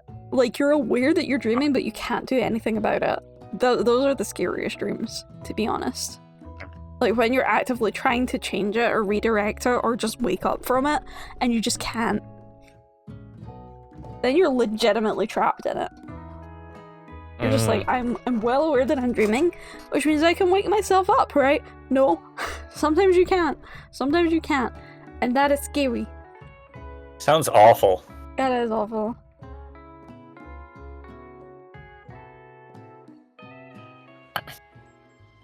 You meet up with your bestie in front of the school. Before you can tell her about the encounter with the sport monster, she launches into a story of her own. Okay, I know this might sound a little strange, but I think I might be, I think I might like Clank. Like him? Like?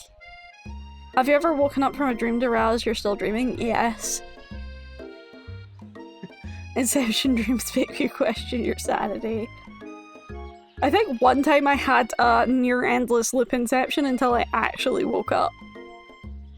Like, I think there was one time I woke up like 5 or 6 times in one night. Only to realize I was dreaming. That one was wild. I was before I could lucid dream. I know it sounds like it's moving too fast, but there's something about him. I like him. Like him. We got to talking after class, and he's actually a totally sweet guy. Not only that, but he's really smart. He told me all sorts of stories about Colonel Sand. How did he tell you stories? All he does is go beep boop bop weep.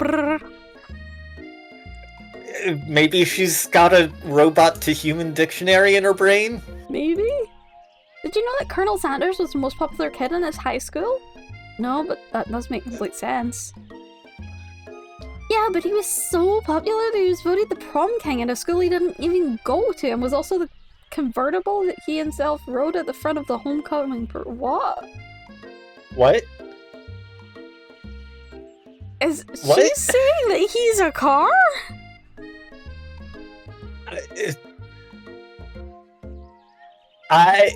He was so popular that he voted himself he was voted prom king at a school he didn't even go to, and was also the convertible that he himself rode in at the front of the homecoming parade. So he rode himself to the homecoming parade?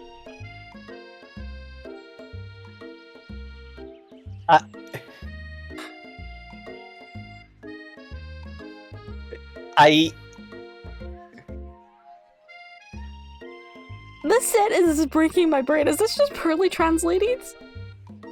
Or something? Or is this on purpose? I don't know. Or is she saying that Clank was a convertible car that Colonel Sanders Road to Homecoming. Is she saying that the robot was the convertible? It sounds like she's saying Colonel Sanders was the convertible for himself, but maybe she's saying that Clank was the convertible for Colonel Sanders. Maybe answers will be forthcoming? You know what, yeah. I'm thinking maybe something got lost in pressure cooker language translation there. Either way, maybe it'd be best if you took it slow with this new boy, like I am with Colonel Sanders. You and Colonel Sanders, the coolest guy in school, the most famous student to ever attend the University of Cooking School Academy for Learning. You're a thing now? He was the car he rode on.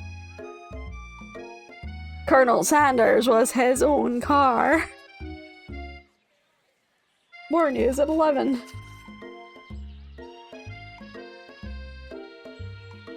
Well, at least now we know that Clank is a pressure cooker.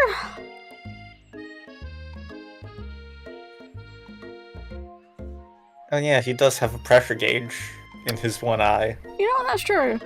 We definitely connected yesterday. Sure you did. You're great. Why wouldn't he be into you, I guess? Laughing at the implication that you and Colonel Sanders might be a thing is definitely not cool. You are great. You have an idea about how to prove that your love is real. Miriam's kind of mean. Here we are hooking her up with the pressure cooker and she's like, yeah, you and Colonel Sanders, yeah, fuck you. You're not that great. Well, if he's not into me, why did he tell me one of his secret ingredients? Your bestie's eyes light up. A secret ingredient? Yeah, I just said that. A secret ingredient. Is there a dramatic echo in here? Miriam checks to make sure you're alone before continuing. So this summer, while I was on vacation with my family, a lovely man approached me in the botanical gardens where I was wandering. This can't be good. I'd be mad too if you hooked me up with a pressure cooker. But this is a pressure cooker in culinary school who has personality. I think. It was either that or a literal child. I'd rather be hooked up with a pressure cooker than a literal child. Told me all about his passion for spices. Secret spices. The man even gave me some to show me what he meant. He said that it was a powder created from a super duper rare dried flower petals. And that if I did him a big favour, I could have some of my own. Please, Miriam, don't tell me. So I filled my suitcase with them and brought them home. He was so nice, he even met me at the gate when I arrived. Later, when I cooked with them, a very strange feeling came over me, and the flavour was unlike anything I had ever tasted. She got drugs, didn't she? I feel like she got drugs. Seems likely. I think you're being very liberal with the meaning of spices here. Whatever. Anyhow, we both share an interest in cooking, so we stayed in touch, you know, like pen pals. I bet he would love to know more about new spices. Well, I'm definitely not supposed to share Colonel Sanders' secret recipe, and besides, I only know their one ingredient, so I doubt it'd be much use to anyone. Please, please, please! It would mean the world to me. No one has to know it came from you or from Colonel Sanders. What do you think? Should you protect Colonel Sanders' secret or share it with your bestie? If we share it with the bestie, she's already immediately gonna share it with someone else. Why is there not a third option that just says no? Just tell her no. There should be. Like, lying to her feels wrong. Telling her the ingredients to Colonel Sanders feels just awful. Yeah.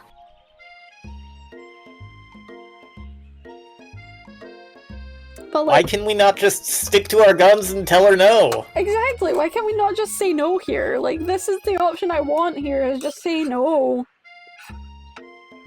Seems like there'd be a lot of pressure on you. Oh my god, Adam.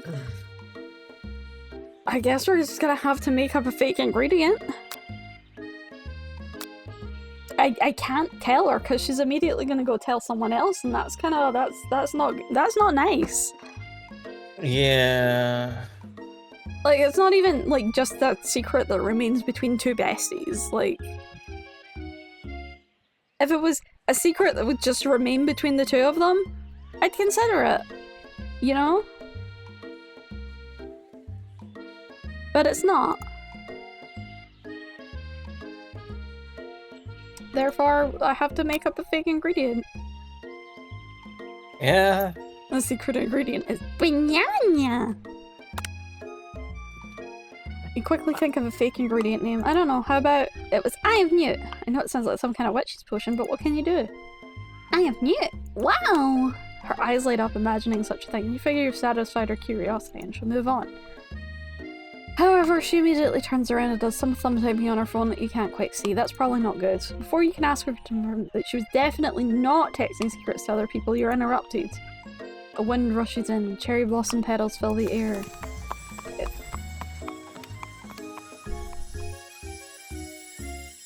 He would. Of course he would. It's Colonel Sanders. He's arriving at school.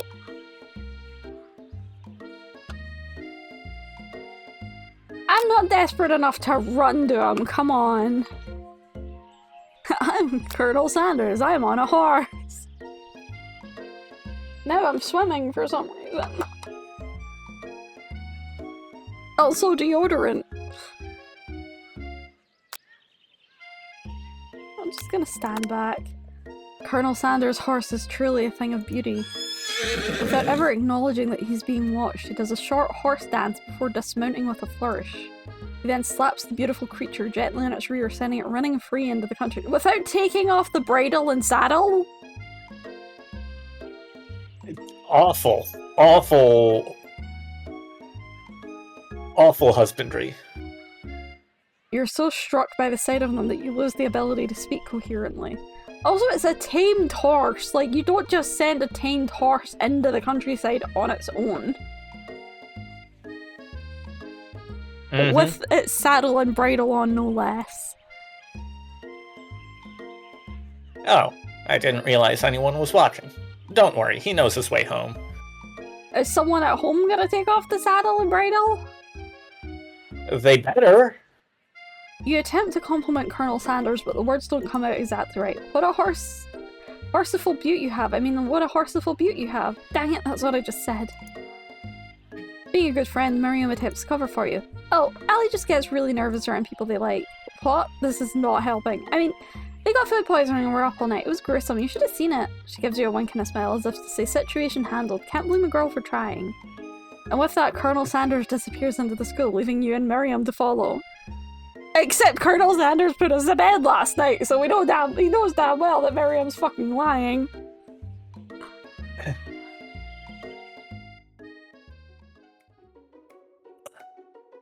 When you enter the classroom, you can see your two rivals, Ashley and Van Van, are doing something bad. By the way they're hiding it, you know it must be really, really bad. Like, counterfeiting recipes bad, experimenting with restricting ingredients bad, summoning a demon bad? You try and get a peek over Van Van's hulking shoulder, but he sees you coming. Whoa there, little one. I'm not sure you're ready to handle this. Why don't you make like a bee and mind your own wax, honey?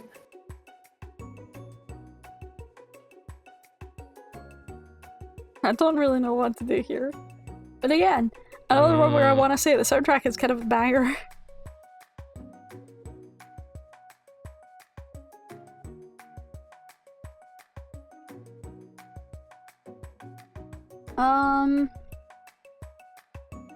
Should I tell them to stop acting immature or just act like I'm not interested and try and get a look?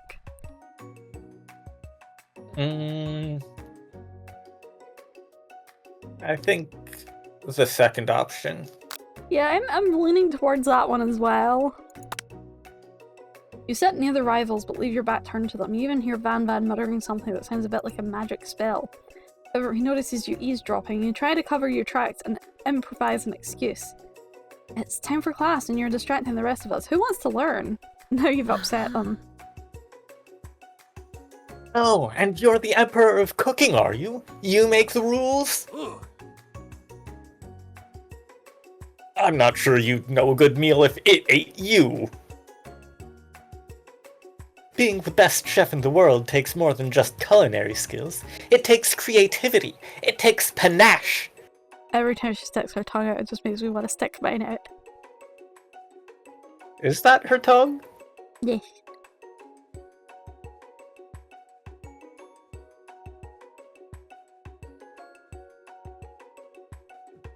And it doesn't hurt to use a little evil. You finally get a look at what they were hiding and you instantly recognize it. It's a book, just like the one you found after your encounter with the spark monster. That's the same book that I found last night in the quad. Ashley immediately elbows Van, who hides the book behind his back. I don't know what you're talking about. That book is a family heirloom, and its contents are secret. You notice that they haven't been studying the book. They've got Pop pinned to the wall, and they're tossing potato skins at him as he tries to catch them in his mouth. We're playing! Before you can dig in any further, you're interrupted by the arrival of more students. It's almost time for class. Merp, merp. Thank you for the headbats. Hey, Win, welcome in. How you doing? The horse probably hangs up his own saddle like a coat. Oh my god, maybe. Clank must be running late. He's in such a hurry that he rolls right over Van's meaty foot. Hey, watch it, you bucket of bolts. You got a headache? Oh, I'm sorry to hear that, Win. I hope you feel better soon. You know what? I recommend 100% not engaging with this if you have a headache, because it will only make it worse. You watch how you talk to him, he didn't do anything. Who do you think you're talking to? I've never heard such language, not even from a stand mixer. Womp womp. No, your mother was the stand mixer. Oh no, he's crying! Wow, uncalled for. I know, right? Bad Van trumps to attack Clank, but Clank shocks Van, sending him flying across the room. You go, Clank! Yeah, tase Hell yeah. Oh, damn. Protect me, Colonel Sanders! These crazed men are about to come to blows! I think it must be over me, but I'm not interested in either of them. Damn, she's really got the yandere vibe going on. Ashley's tone has completely changed in an instant. She bats her eyelashes at Colonel Sanders. Surely he must know that this is a ruse, right? Gentlemen, get a hold of yourselves. Save it for the arena, at least. Or don't. Honestly, do I care? I've got lofty career aspirations to focus on.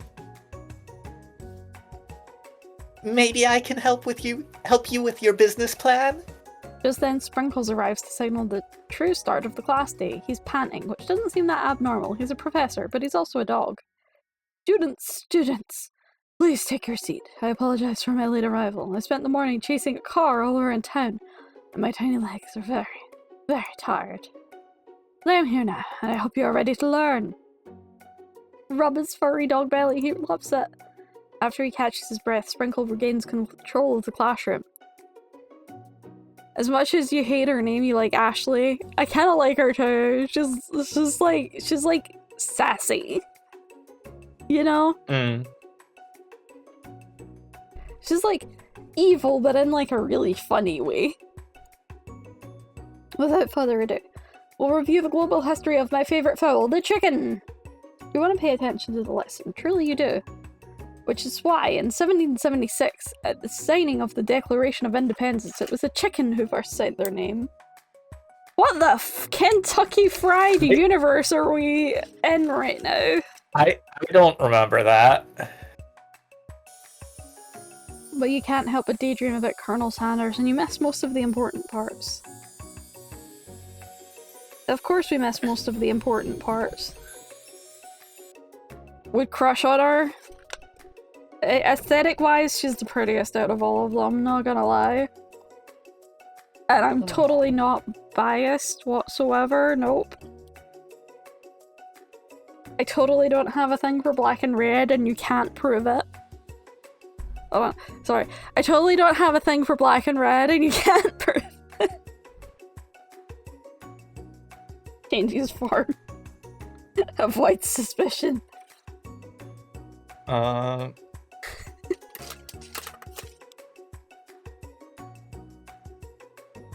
Press F to doubt.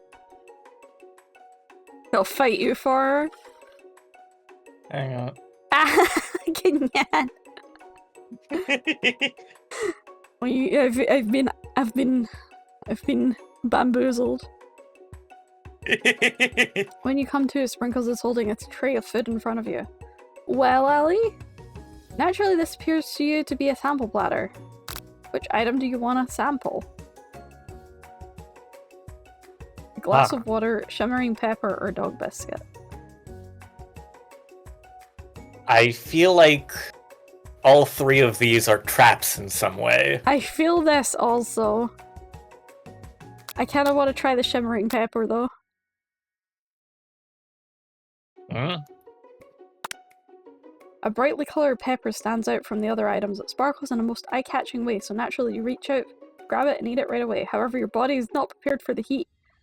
The pepper has triggered an intense spice hallucination. It feels like forever as you trip through the universe. My friend. Ooh.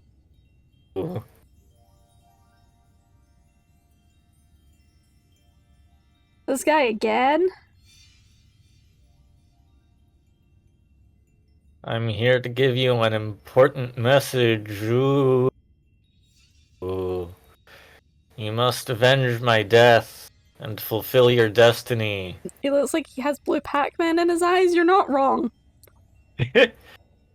All you must do is... I was saying, to fulfill your destiny, all you must do is... Sorry, I think I've still got some space stuck in my throat. It's fine, I'll work through... to fulfill... the prophecy... you must... You feel yourself begin to regain consciousness. Oh, man. You come to and find everyone staring at you. The pepper was the last of its kind on Earth and now it's gone forever.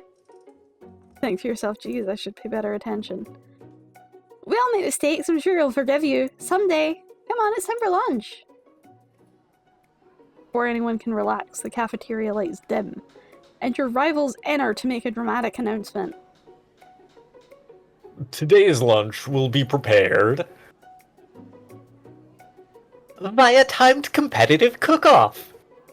The level of theatrics with these two is off the charts. They're synchronized posing. I mean, Kind of synchronized. stand up and tell them you're on. I mean, that's kind of what we gotta do here, huh? Yeah. Bit of lunchtime competition, huh? Put me in. If I have to wipe the tables with you fools before I set my lunch down on it, then so be it. I'm not the fool, you're the fool. Fool! Good one, Van Van. I like your gumption, Allie. I'll be watching your performance. Just as things reach a boiling point, Sprinkle steps in. Surely he'll put a stop to this madness. Now, students, please settle down. This is the lunchroom, not a sportsing court. Finally, a little sense. You breathe a sigh of relief. At least not until we turn on the timer! Just then a huge light flashed you in the face, flashing the words timer ready. Oh boy. They're so down for impromptu cooking battles. That's what I'm talking about. I stand corrected. The hard way builds solidly a foundation of confidence that cannot be swept away. And that's an original quote by me, in case anyone was wondering. I hope its message lifts you to victory. Like a diamond, I was formed under pressure, and that was my chance to shine. Her knife has a little chain with a heart on the end of it. That's kind of cute. Yeah. I do like that. I will defeat you myself! Oh, here comes the yam daddy. You had his chicken and you made mashed potatoes and gravy on day one, and you feel like you can really impress him again here. Time to boil some waters for the potatoes. Think fast. If the timer runs down, you'll be forced to pick randomly. What temperature does water boil at? 100 degrees C. That's right. But how would you have even gotten into the school without knowing that?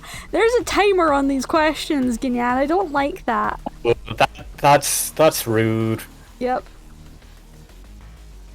Winner gets to rub my furry belly. Let that enticing offer motivate you.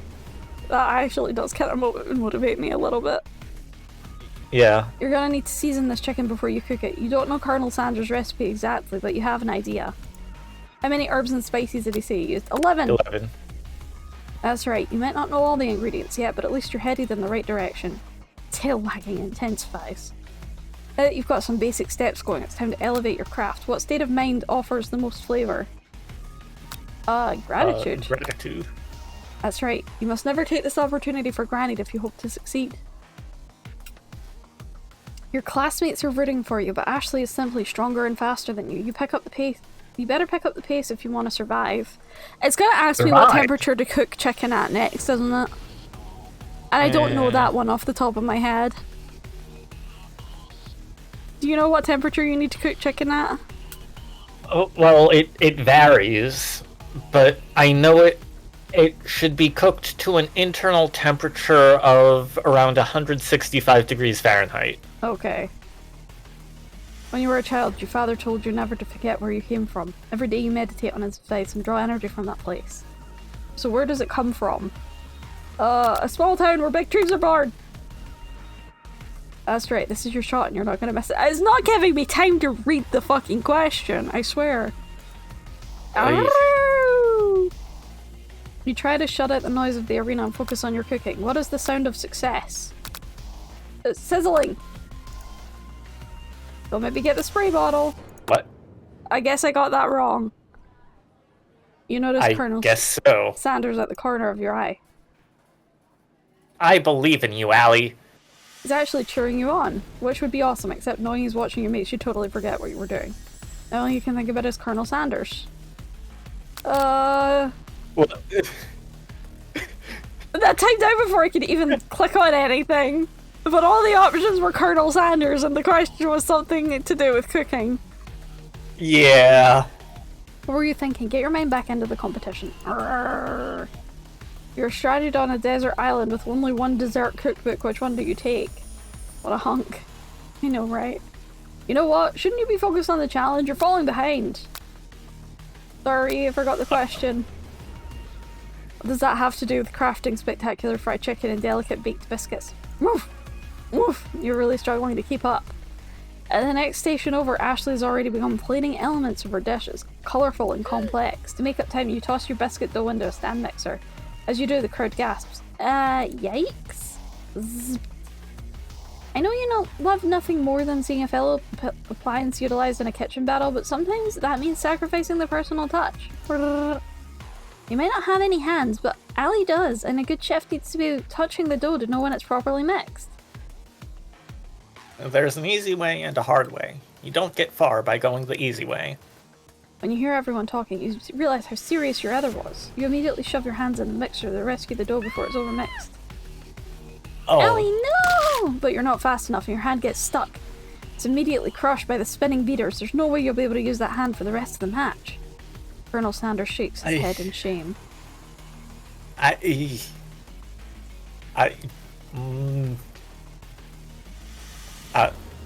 don't like that imagery. I don't either. Is it because we literally got one question wrong that everything's gone to shit? I hope not.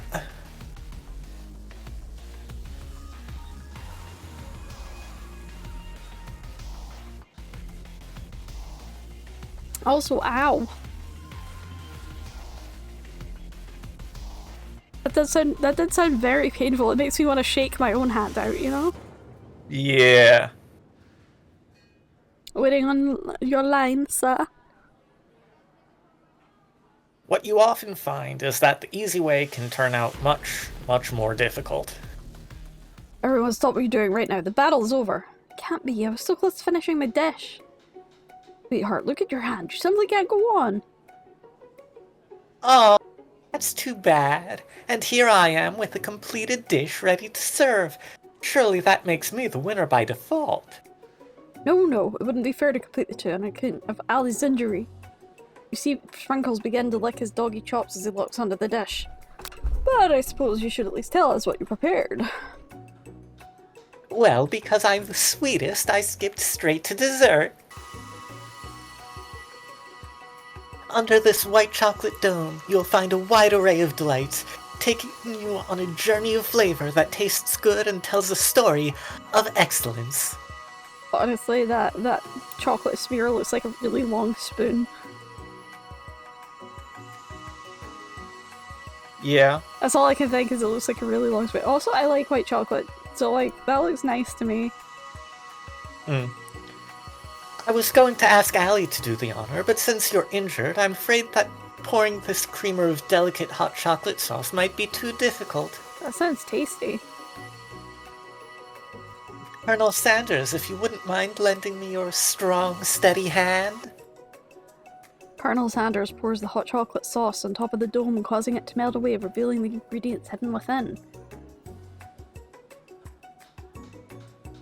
Inside, you'll find a delicate fried cheese croquette atop a slice of honeycomb, ice cream 2 ways, tender nougat, and pearls of blueberry gelée.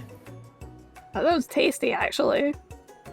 Minus the cheese? I mean, the cheese part doesn't sound like it goes with the rest of this, to be honest.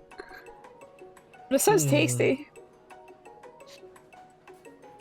Colonel Sanders seems intrigued, but perhaps not impressed as he dips his finger into the chocolate sauce. Simplicity isn't your strong suit, is it, Ashley? Oh, you.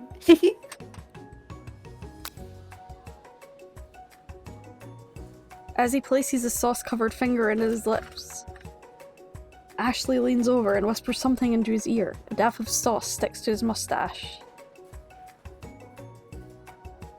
I mean, I feel like I should just internalize here. This feels... putting yourself between them seems silly. He doesn't seem impressed anyway, you know? Yeah. Your rage burns so intensely within your eyes that they burst into flames. The flames cause your eyebrows to catch fire and turn to ash, and they fall off of your face. Which means people will have a hard time understanding your emotions for the rest of the semester. Perhaps forever. Yes, the next day and a half of the rest of the semester. Look at both of them looking at her like, what the fuck? Their faces are kind of precious here. Embarrassed and ashamed by your poor performance, not to mention your crispy fried bread. God, feel bone. Who wrote this?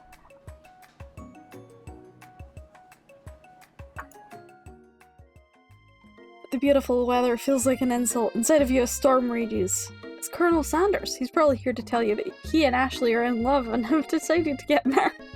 This seems like an overreaction. One whisper? Chill out, girl. And he won't even ask you to cater his wedding because you're a terrible chef and a horrible person. What is going on?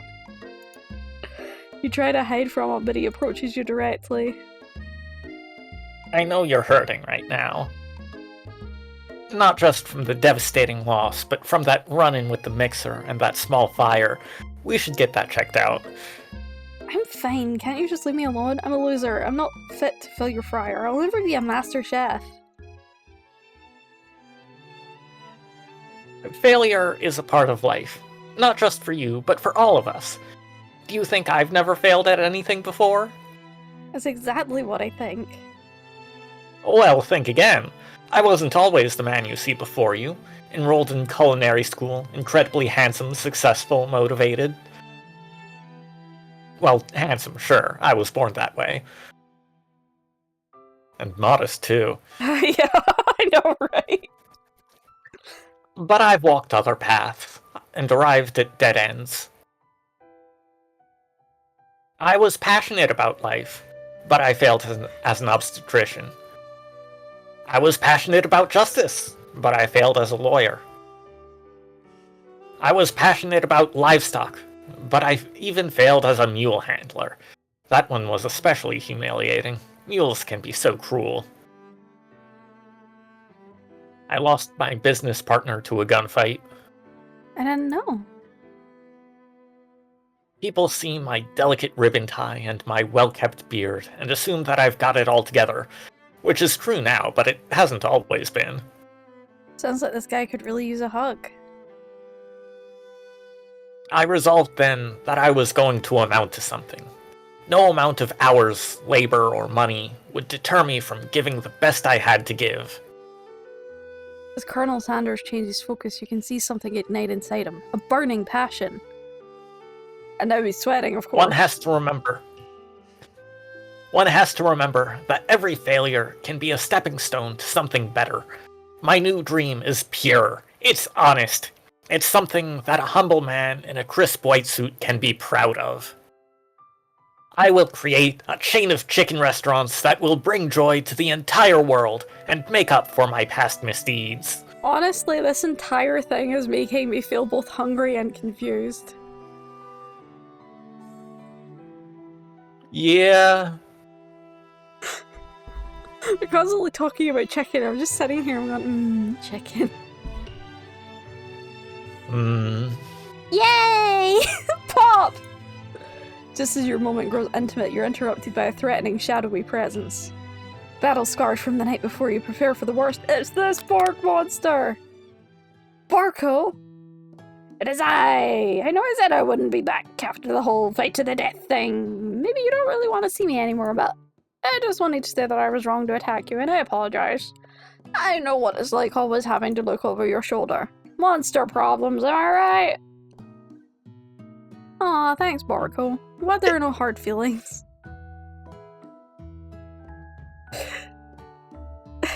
What?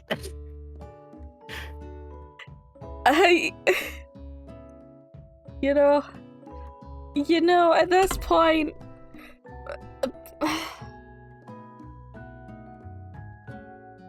I'm glad there are no hard feelings. Getting jumped by a giant creature in the dark of night can really rile a person up. I also want to apologize for the way I switched right into attack mode.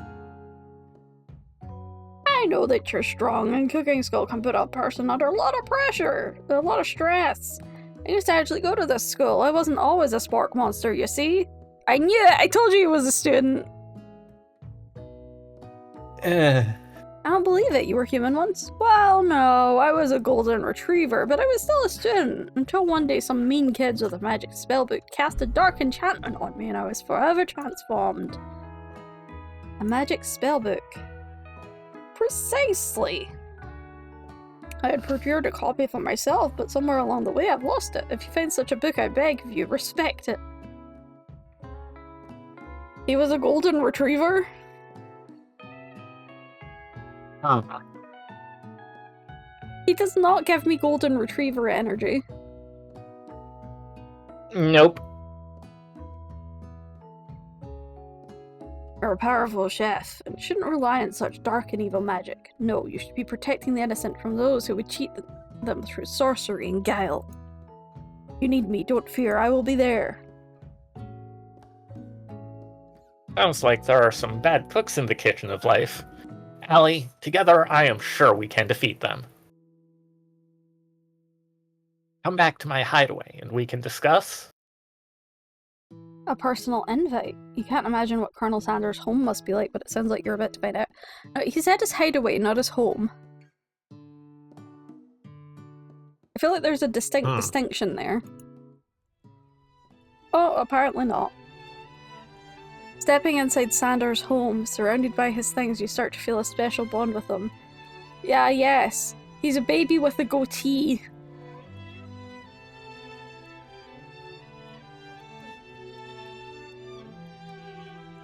There's an urn on the table.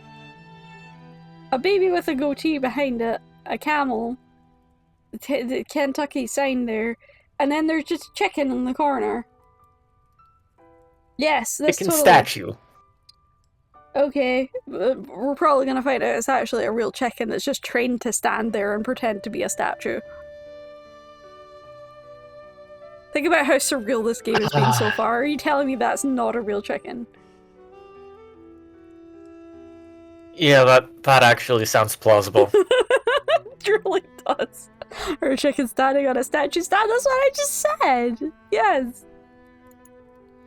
Looks like you live such an exciting life, Colonel Sanders. Every day can be an adventure if you approach it with the right attitude. Long ago, I made the decision to never stop searching, never stop working, never stop imagining. Have you been working on any new recipes of your own lately? I'm always excited to talk about food with another ambitious chef. Well, there is something. It's just a side dish I've been tinkering with, trying to find the right balance of flavors and textures. Not sure I've nailed it yet, but I'm close.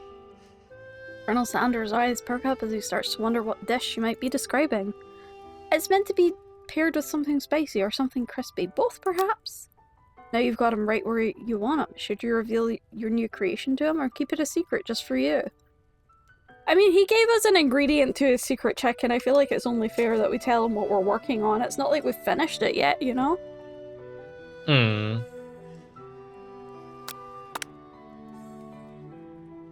You decide that you're as ready as you'll ever be to share your original cooking with Colonel Sanders. Before you can talk yourself out of it, you decide to dive in head first. You reach into your lunch bag for a special dish you've been keeping on ice all day. I present to you my original coleslaw. I don't know what I expected. I knew it was going to be something on the KFC menu. I just guess I didn't expect coleslaw specifically. I forgot that even existed. I would be honest, same. The shredded cabbage dish glistens in the light of Colonel Sanders' Luxe hideaway. You've had that on you all day? On ice, no less, apparently.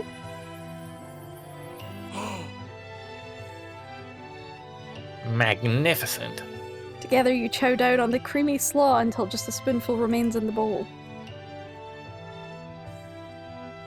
Do you mind if I hold on to the last bite? I'd like to have it around so that I can admire its taste later and think back on this moment. This... what? What are you gonna do with it?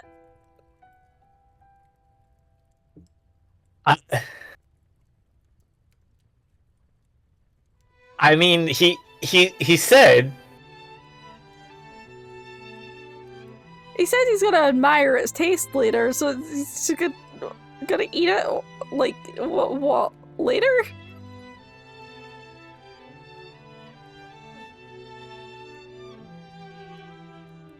This is the weirdest game I've ever played. You could offer to make him more, but he seems like a very sentimental kind of guy. Sure, why not? How is he gonna save it for later? Put it in the fridge, I guess. Presumably. Please, make yourself comfortable. I'll be back in just a moment. You realize that now would be the perfect time to do some snooping. Around the room are various items you can look closer at. Each item seems to radiate memories and emotions. Tap on an item to discover more about the Colonel. Obviously the chicken. I knew it! I knew it! Vindication! You notice a very realistic stuffed chicken sitting on a corner table. When you pick it up, you realize it isn't just realistic, it's real.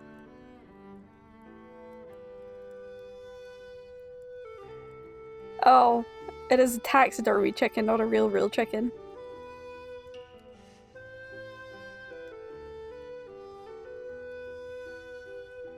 Taxidermy must have been important to Colonel Sanders when it was alive. I looked at chat and then my brain just kind of short-circuited for a second there.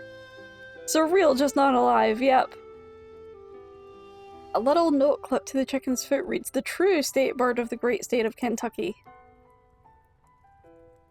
Hey Doge, welcome on in, how you doing?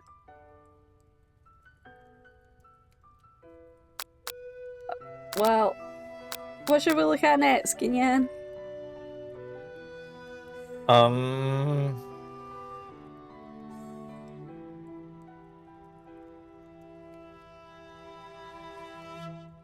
The urn. Take a closer look at the large urn sitting on a nearby pedestal. There's a plaque on it. It's dusty, but when you wipe it clean, you can read the inscription. It says, "Here lies the ashes of all my past careers and business failures." Poor guy. That's kind of sad. Okay, I'm gonna look at the view. Gaze out the window across the vast lake and the mountain range beyond. Just then, the ghost of student pops up.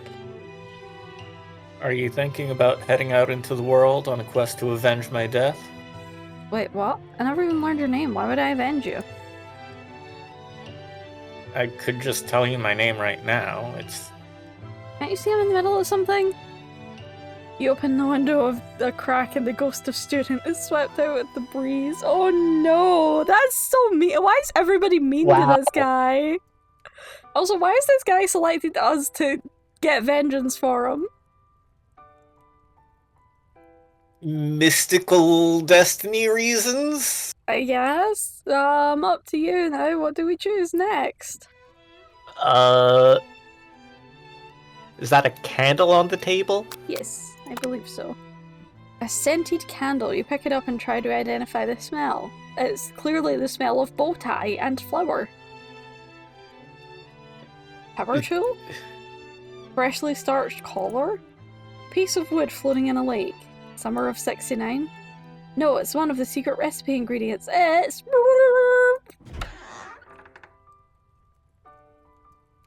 Oh, I'm assuming we've examined enough that we can go on to the next scene by examining the door.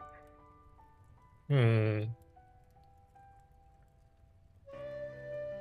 I'm more inclined to examine everything else first. Yeah, same. Okay, I want to see what this is. This might be where he keeps his secret recipe. You think for a moment, what number is important to Colonel Sanders? Then it dawns on you. As soon as you turn the dial to 111111, the safe opens. Inside it, you find a single note. Can chicken be prepared sashimi style? Yes, if the meat is treated correctly.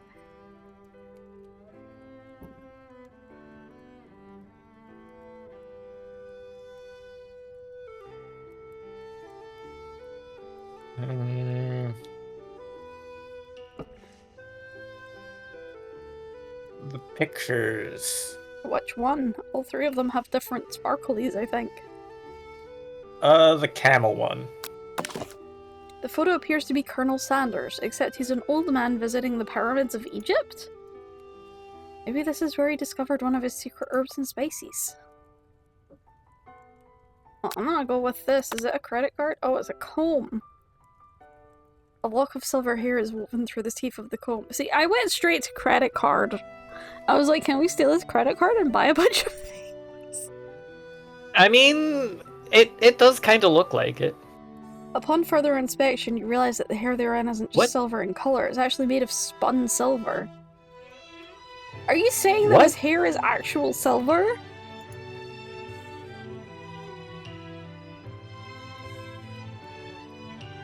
I don't know what to make of that, to be honest. Yeah. Baby picture. An adorable little baby boy crawls across the floor. From the goatee and the moustache combo he sports, you must figure this must be Colonel Sanders himself.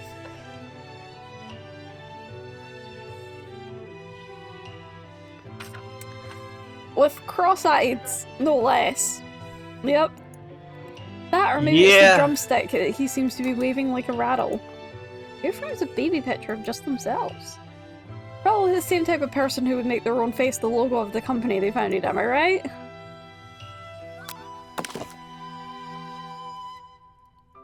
One of the framed photos that shows an old man who looks a bit like Colonel Sanders standing with a friend. They hold fried chicken drumsticks and appear to be cheersing with them. That's not at all what the picture shows. Yeah. It's just a guy standing with his hands together and him with his hand on the guy. It looks like the guy's pulling a fucking machete out of his sleeve, to be honest, rather than holding his other hand. Colonel Sanders is about to get murdered. You look closely and see that there's a short inscription. I wonder who my friend Pete is. Well, I think that's everything, apart from going into the Seems kitchen. like it. Oh. You open the door to Colonel Sanders' closet and find a row of his signature white suits hanging within. You take one off its hanger and try it on. That seems like a bad idea. Why would you just try it on? The jacket is a bit big for you, but it's soft and comfortable. You give yourself a deep hug, breathing in a scent. They say that home is where the heart is. Is this what they meant? Before you can look any further, you hear Colonel Sanders returning. He has a new dish that he's been working on, and he wants you to taste it. You try to act casual until he asks you why you're wearing his jacket. I don't usually loan those out, but I must say, it does look good on you. Good job. Oh crap, the jacket. You forgot to take it off.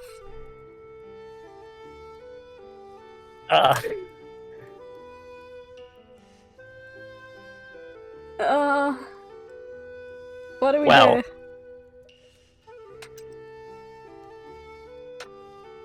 If we were cold, we could have just sat next to the fire! The literal fire! I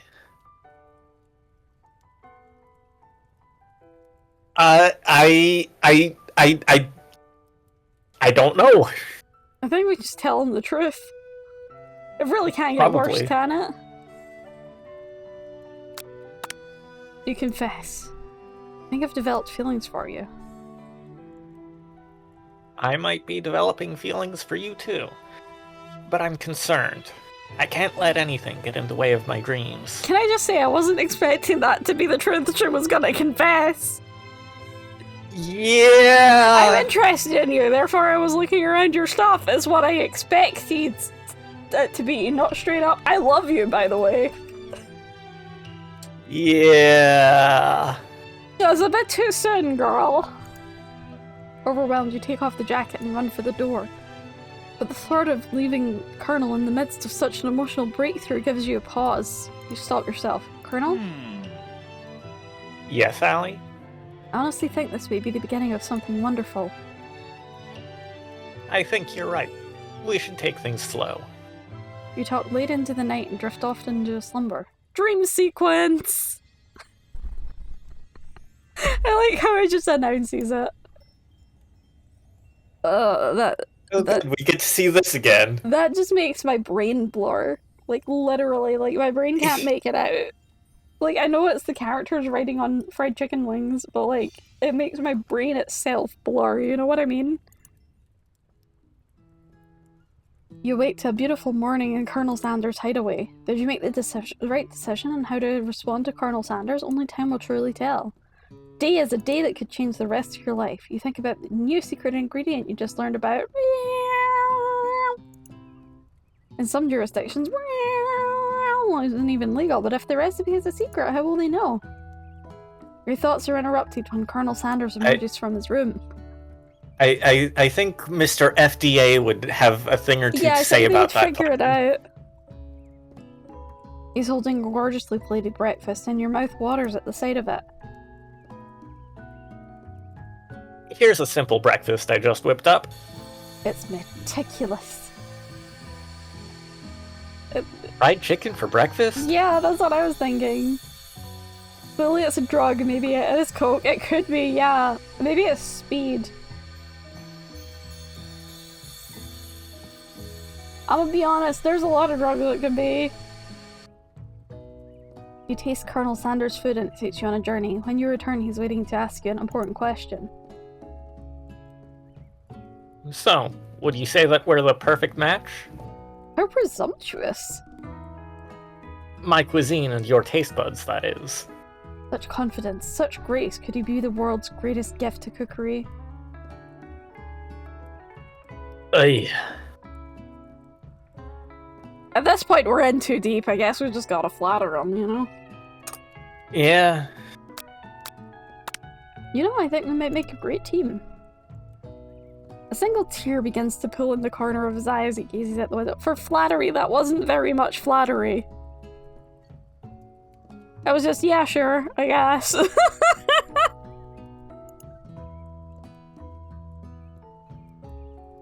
And with the right business partner, I know I can't fail. Business partner? Could he be talking to you? It's all happening so quickly. Overcome with emotion and confused by your feelings, you're on the verge of tears. Unable to speak, the only answer you can find is to run out the door and get home. There's still one more day of school after all. The University of Cooking School Academy for Learning waits for no one. Chicken and waffles is amazing for breakfast. Fried chicken and biscuits and gravy would slap. Probably, I guess. You get home to find something surprising. Your best friend is there waiting for you.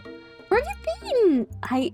Because I had one heck of a night. I've been desperate to talk to you about it, but I couldn't find you. I got worried that something had happened to you. It's okay, But now that it turns out that you're fine, I can finally get you up to speed on this saga of Miriam. Sure, but you will not believe what happened to me after school yesterday. I went on a date. I think I can believe that. Since I've been partnered up with Clank, he asked me to go out with him. Of course, I told him you better keep your dials turned to polite and respectful. I'm not that kind of girl. But he was just interested in spending one-on-one time with me and getting to know me. So I said, yeah, sure, I can get to know the little metallic guy. Long story short, he took me skydiving with his friends. That things quickly spiraled out of control. Did she just say skydiving, as if that's a typical first date to go on with a talking pressure cooker? For this game, honestly, it would not surprise me if skydiving was a typical first date excursion. Yeah. Like, I wouldn't be surprised if Colonel Sanders took us skydiving for a first date, to be honest. Yeah. And now I'm not really sure where we stand. You don't give Miriam time to tell her whole story, however. Bottling up the details of your own night is just too much to bear. And I went on a date too, back to Colonel Sanders' house, where I spent the night with him. You what? You guys don't go skydiving on a first date? I can't say I ever have.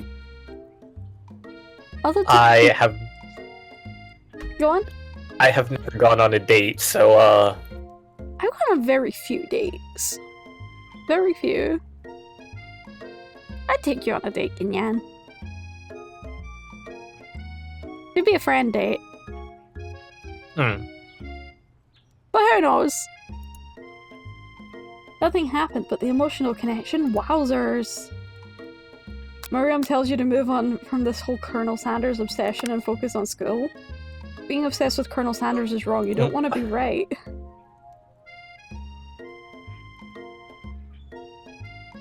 You know, she's one to say something when she's going on dates with her walking pressure cooker.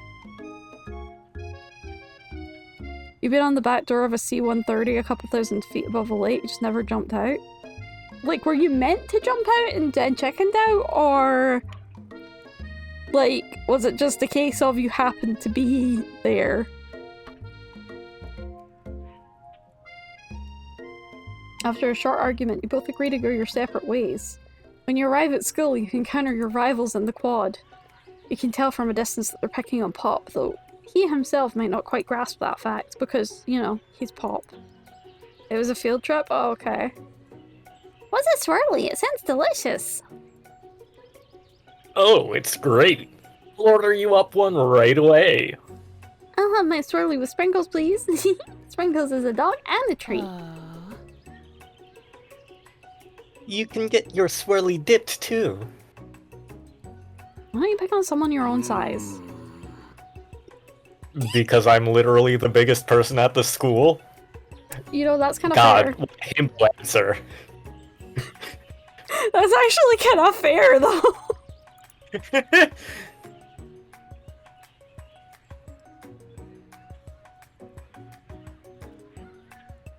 There is that horse that Colonel Sanders rides to school, but who would dare pick on such a gentle and beautiful creature? You got some nerve, Allie, suggesting I pick on a defenseless horse. Was Gyl'aan both antagonists? Yes, that's just how things ended up, somehow. You know, I never suggested that they pick on a defenseless horse. Now you're trusting my words and I won't have it. You clench your fist, but the injury from yesterday's mixer accident makes you wince with pain. Doesn't look like you can go on cooking like that. Might as well just give up. I'll never give up. Ever! Colonel Sanders arrives just as it appears things are close to boiling over. A naturally intuitive person, he senses that something's been going on.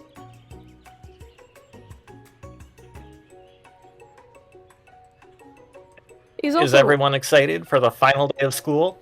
Allie, how's that hand feeling? So I'm sure Gyl'aan- you'll be back in fighting form by this afternoon. Yeah, so Gyl'aan, you're both antagonists somehow, and Colonel Yes. Sanders, right? And I'm Yes. the dog, the narrator, the protagonist, and the protagonist's best friend. And Pop. Yeah. So... I've somehow ended up with all the good characters and you're all the bad characters, huh? Except for Colonel Sanders, I guess. But, you know... I'm not sure Colonel Sanders is necessarily a good character either. He's just like the guy. You know what I mean? Yeah. How did things end up this way? I think it was the dice's fault. Yeah.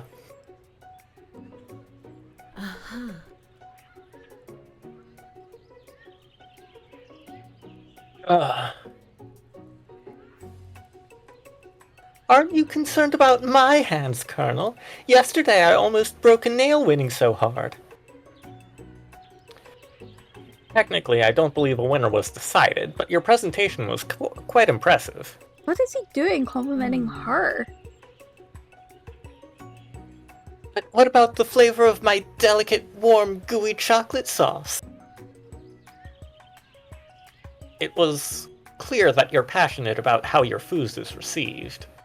It's a lot of words to say it was bland. Excuse me, Allie. I'm more than capable enough to speak for myself. Leo, thank you for the raid! Welcome on in, raiders! How are you all doing? Kawabanga! Oh!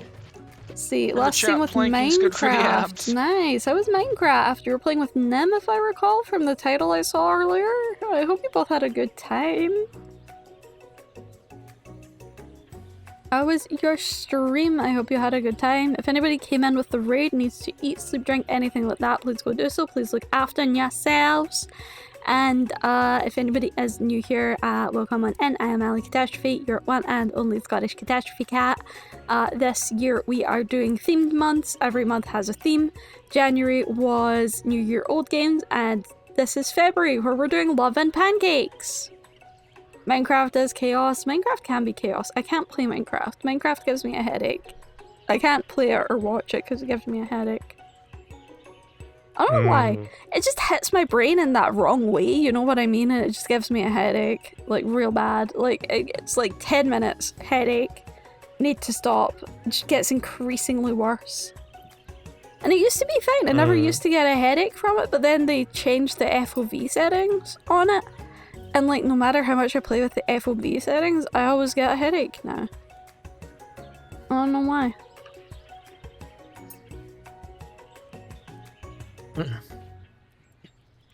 Maybe you could tell me more of your thoughts as we walk into class, Colonel? I'm always interested in discussing the fine art of fine foods. See you inside, Allie.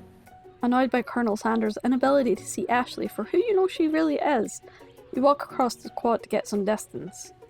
In an attempt to distract yourself from how slighted you feel by that interaction with Ashley, you take out the spellbook you recovered yesterday and start flipping through the pages. Whoa, that's that book? It looks like totally bad news.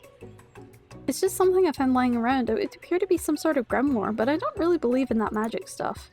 A grimoire? Like a book of spells? I don't know. Who would spend so much time decorating a magic book if it weren't really powerful? I think of one surefire way to find out. You open to a page covered with arcane warnings. Cast only in case of extreme emergency, it says around the edges of the page. I could use this here that says it'll erase anyone I choose from all of my memories. If I scrub out Colonel Sanders, it would probably help me focus better on the upcoming final exam. That is way drastic. Couldn't you do something else? Like, anything else? Not really the dark magic? Maybe like tie a string around your finger? Okay, fine, it is drastic, but desperate times call for desperate measures. You've got a memory erasing spell sitting right in front of you and a pretty good excuse to try it out. Why? Yeah, that seems like it kind of came out of nowhere. They'll be fine. What could possibly go wrong? You mean apart from everything? Apart from the fact that we literally spent the previous night with him and he was like, do you want to be fucking business partners? Basically throwing himself at us, going like, yeah, we should take this slow, we should be business partners, and then the next morning we're going, let's erase our memory of him.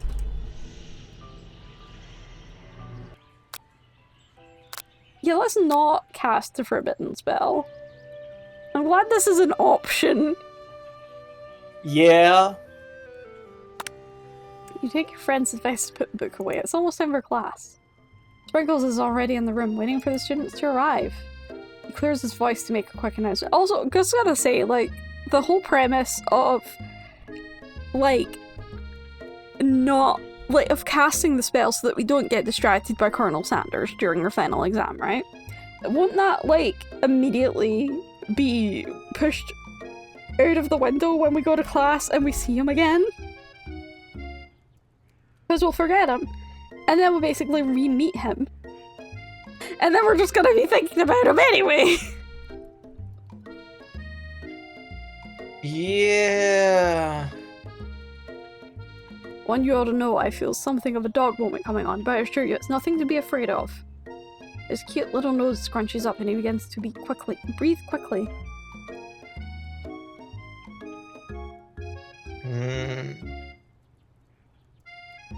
I mean, I don't think he's hungry if he's breathing quickly. And worrying us that there's a dog moment. Sounds like he might want to play more than eat, you know? Let's wait and see what happens. Sprinkle stops in its tracks. He focuses on the window. The room is deadly silent. When you follow his gaze, you see a tiny orange squirrel perched on the cherry tree outside. Sprinkles turns feral and runs out the window of the classroom. He begins barking uncontrollably at the squirrel outside. Terrence, I told you never to come back here! Terrence, I will destroy you, Terrence! Sprinkles is barking ferociously, drool flying off of his face. The squirrel looks over, but he doesn't say anything back. You wonder, is that even a talking squirrel? Who named him Terrence? You better not show your chubby cheeks around here ever again! After Sprinkles is satisfied that his presence has been felt, not only by Terrence, but by any other squirrel in hearing distance, he returns to his professorial tone. I apologize for the outburst. That actually brings up an important point. Thank you, Allie, for reminding me to dole out this indispensable bit of wisdom. What? How did we remind them of anything? Hi, Kurumensu. Probably by getting our hand crushed in the mixer.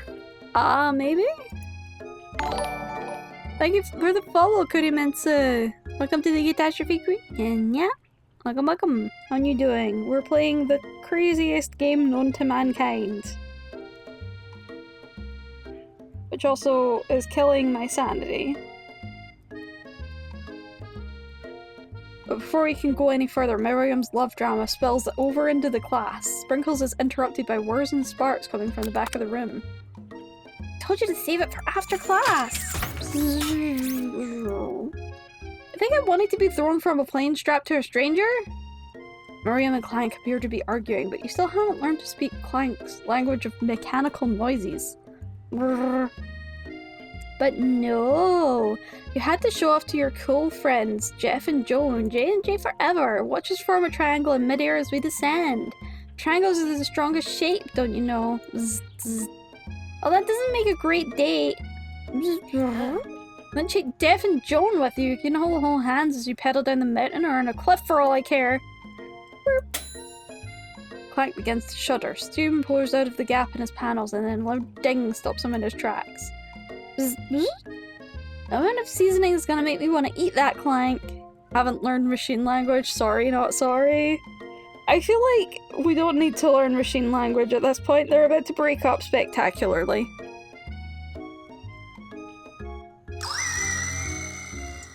Clank burps out a completely deep-fried sneaker. Considering that he himself has wheels, not feet, it's not entirely clear where they came from. In terms of deep-fried footwear, I guess it looks okay. Clank slowly rolls out of the room to be alone with his shoe. Everyone tries to pretend like they didn't see that entire thing go down. Nothing like a loud public breakup to cast a pall over the final day of school. Well, that was unfortunate. But we mustn't be distracted from what lies ahead.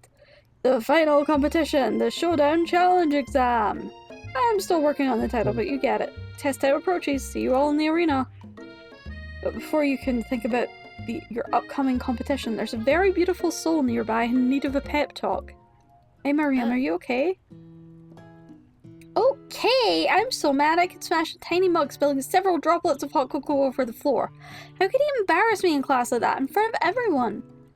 Her tiny cocoa is a delicious treasure, so you know that this breakup is no joke, even if the source of her frustration is such a silly boy. I know that you know this, but I'm gonna say it out loud, you don't need anyone. Me and you, we're gonna cruise through this final test and hit the carpool lane to Success City. Miriam brightens up, imagining the wind rushing through her short bangs, but she hesitates to embrace the feeling the whole way. Leo wants me to roll a d20! Shit, I've lost my d20. You know how I always have the blue and red d20 like fucking next to me? And I've been using them all stream? I don't know where I put them. I put them down, and I don't can know get where. a d20. Oh no, there they are. I found them. I put them to the side of me instead of in Crisis front of me. averted. Alright, do you want blue or red, Leo?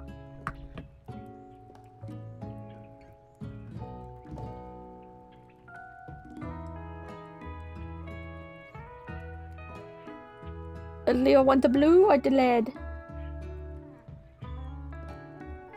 It's been the spinner, but it'll take 5 minutes to land, I know, right?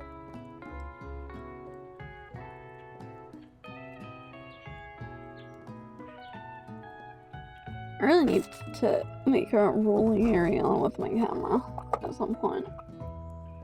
On another note, it smells like dinner might be soon for me, so... I wonder how much longer is left of this game. We're on, like, the last day. Yeah... Well, we assume it's the last day. This is true. There might be a secret fourth day. There might be. Okay, well, Liam has not responded, so I'll just roll the red one. That is a 19. Very solidly a 19. Oh, yeah. And hold it so you can see that it's a 19. It is a 19. Bad lighting. Good job, Cat. What is a 19 again? This is how you know I can't fake the rolls. I don't remember what any of them do, except for 3, because I'm always going in and editing the... Refund all redeems at the end of stream.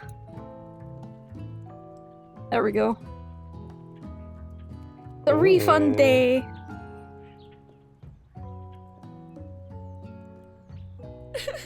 You're not gonna saddle up on Colonel Sanders. Level up! Bum, bum, bum, bum, bum, bum, bum. Yay, it's Ball Galley Day. No! You're not gonna saddle up on Colonel Sanders' stallion and ride off into the sunset without me. Of course not. Well, maybe, sort of. I'm sure there's a pony out there with your name on it and a ranch big enough for both of us and whoever else we want to bring along. Well, if it's not Pop or Clank I'm going to, preemptively put your hat on in case of bonks. Thank you.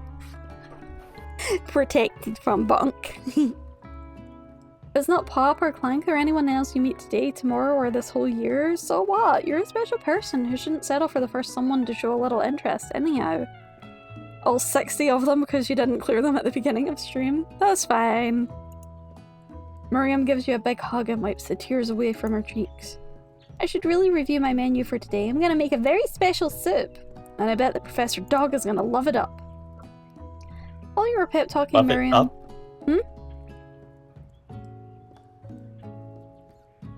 What happened? Love it up? Yeah. Like lap it up, but love it up. Ah, I've been shot! Oh no!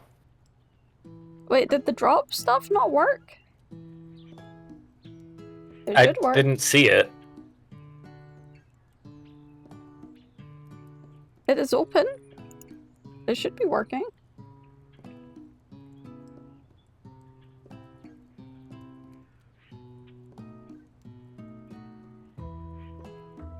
Hang on. Let me...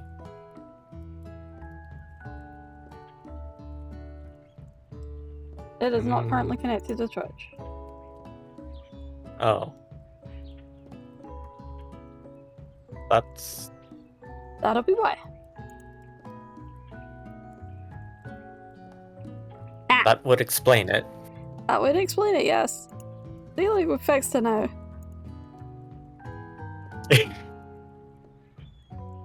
There we go.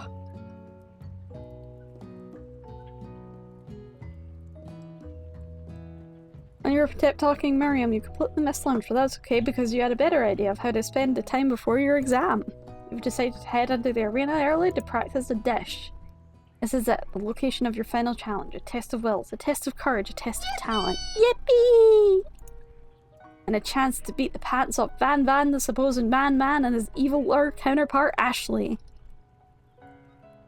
As planned, you begin to run through a quick test of a recipe you've been working on, Allie's famous chicken pot pie.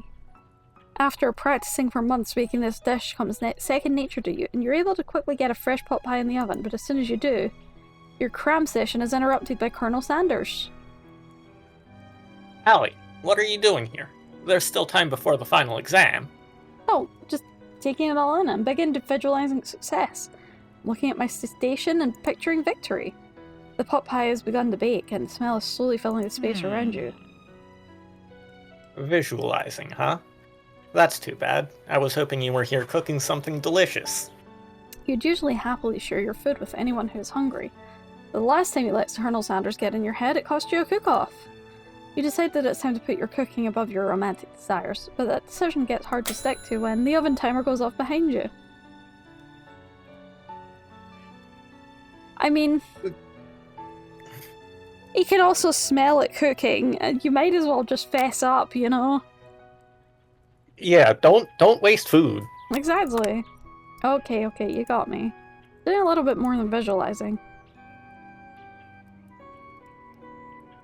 I know. My nose can smell a pot pie from 400 yards.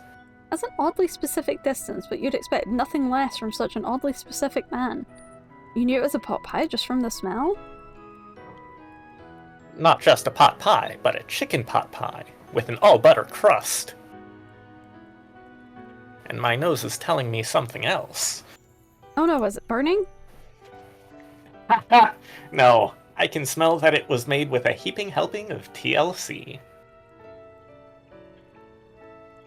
But it'll probably start burning any second if you don't pull it out. You know, something occurs to me as I never checked how long this game is.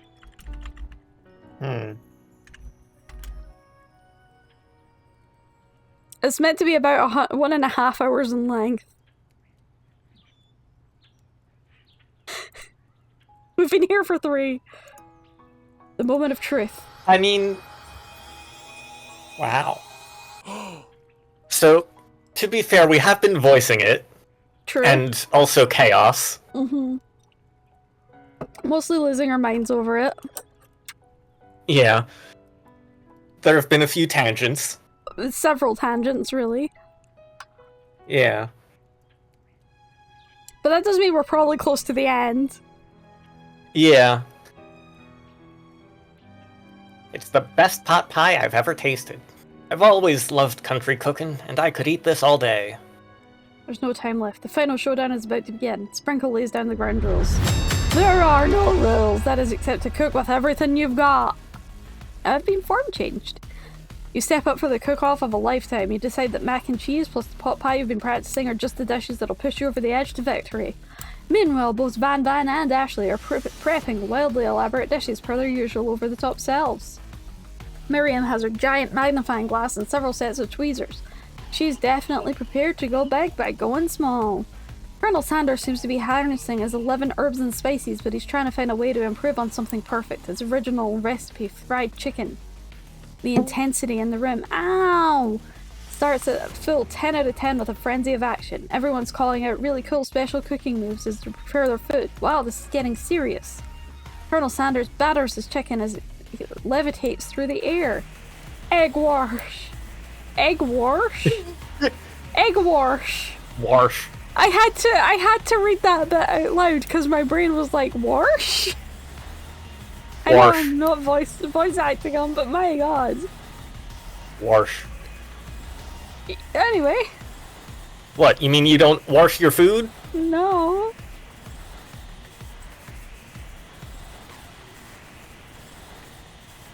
Anyway, on you go, Gyl'aan. Egg wash.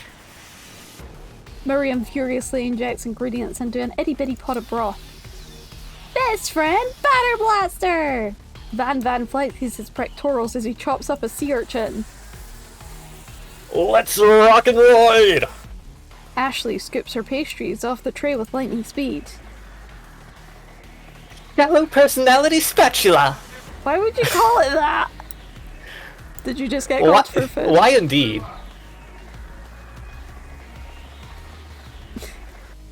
Even Clank gets in on it. Wait, Wait, when did Clank learn how to speak English? it's the singularity, as was foretold! We mustn't let it happen, or the appliance uprising will take us all! Self-destruct. Van quickly unplugs Clank and rolls him out of the back door of the arena. As you frantically prepare your dish, you notice Ashley has her spellbook out. Is she gonna use some dark magic to turn the tide? You got a book of your own, and you're desperate not to see her win another battle. Should you take this opportunity to fight magic with magic, even if it's almost certainly evil magic? Imagine if he knew English this whole time, he probably did. I'm not casting any spells he from clearly the understood it. Yeah. Yeah. Per the lessons learned in the cook-off yesterday. Do it the hard way or your hand gets crushed by a stand mixer. Yeah. So we're gonna go with the hard way. Also, just to reiterate, it smells like I may have dinner soon, so I could disappear at any time. I get it. It's all good. We'll try and blast through this quickly. Who needs magic when you've got passion? I'm gonna do it the hard way. Colonel Sanders sees that you've chosen to win on your own terms and he gives you a subtle wink from across the room. I believe in you, Allie. Miriam notices too. And I've always believed in you, Allie, since we were little kids because I'm your best friend forever. Your turn to notice that Miriam is at your station cheering for you. Miriam, what about your dish? If you're here cheering, who's cooking? Any food? Short cooking time. I'm actually already done, so I thought I'd help you. Oh, that's sweet, but Miriam tosses a handful of spices directly into your boiling noodles. It's a secret ingredient! However, you didn't know that you lied and the ingredient was made up. And where in the world should she dig up Eye of Newt from? The boiling pot explodes, sending Miriam flying backward. The watery noodles begin to swirl in the air, bubbling up into a dark cloud that thickens and congeals before your very eyes. It is I, Steve, the Spark Monster. Steve, wait, what happened to Barco? You're not here to battle me, are you? We Spark Monsters are many. I think Barco had the day off, but you had conjured Steve, and I hate to battle, so I say you're doing pretty alright. Oh, hey, you're in the middle of a cooking competition? I love this stuff. It's better than TV. You crazy kids and your culinary skills really impress me. Mind if I hang out? I thought we didn't use the black magic book. How did we summon a spark monster if we didn't use the black magic book? Unless the Eye of Newt summoned them? Just Eye of Newt, water and noodles summon spark monsters, okay? Apparently. I'm sorry, Steve, but I'm kind of in the middle of something. Do you mind? Steve, the spark monster, notices that you've got the grimoire stashed beneath your cooking station. I see what you're up to. Crisscross some magical items and accidentally summon me, huh? You guessed it, sorta. If you're here, would you mind tossing some fresh noodles in a pot of salty water? I'd love to. I've always wanted to be a top chef, actually. You know, when I was just a spark pup back in the old country? You can feel the spark monster winding up to tell you a very long and involved story. You don't know exactly where they came from, but it seems like it was probably lonely there. Actually, you know what? Maybe you should watch from the stands. I really need to focus on the competition. I understand. It's kind of like that time in monster school that I'd fallen asleep during scare tactics class and when I woke up. Isn't Eye of Newt just mustard seed, or was that a meme? I have no idea.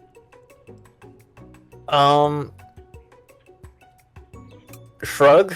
Shrug is in Spanish. You toss a serious stare at Steve and he takes a hint. Never mind, I'll tell you later. Good luck.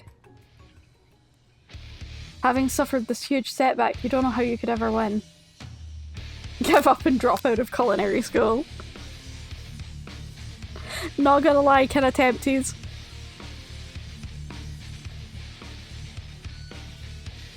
I wonder what point it would put us back to. Let's just give up. Made it this far, now you're gonna quit? Suit yourself. Game over. Okay. So that was it. That was the least involved ending.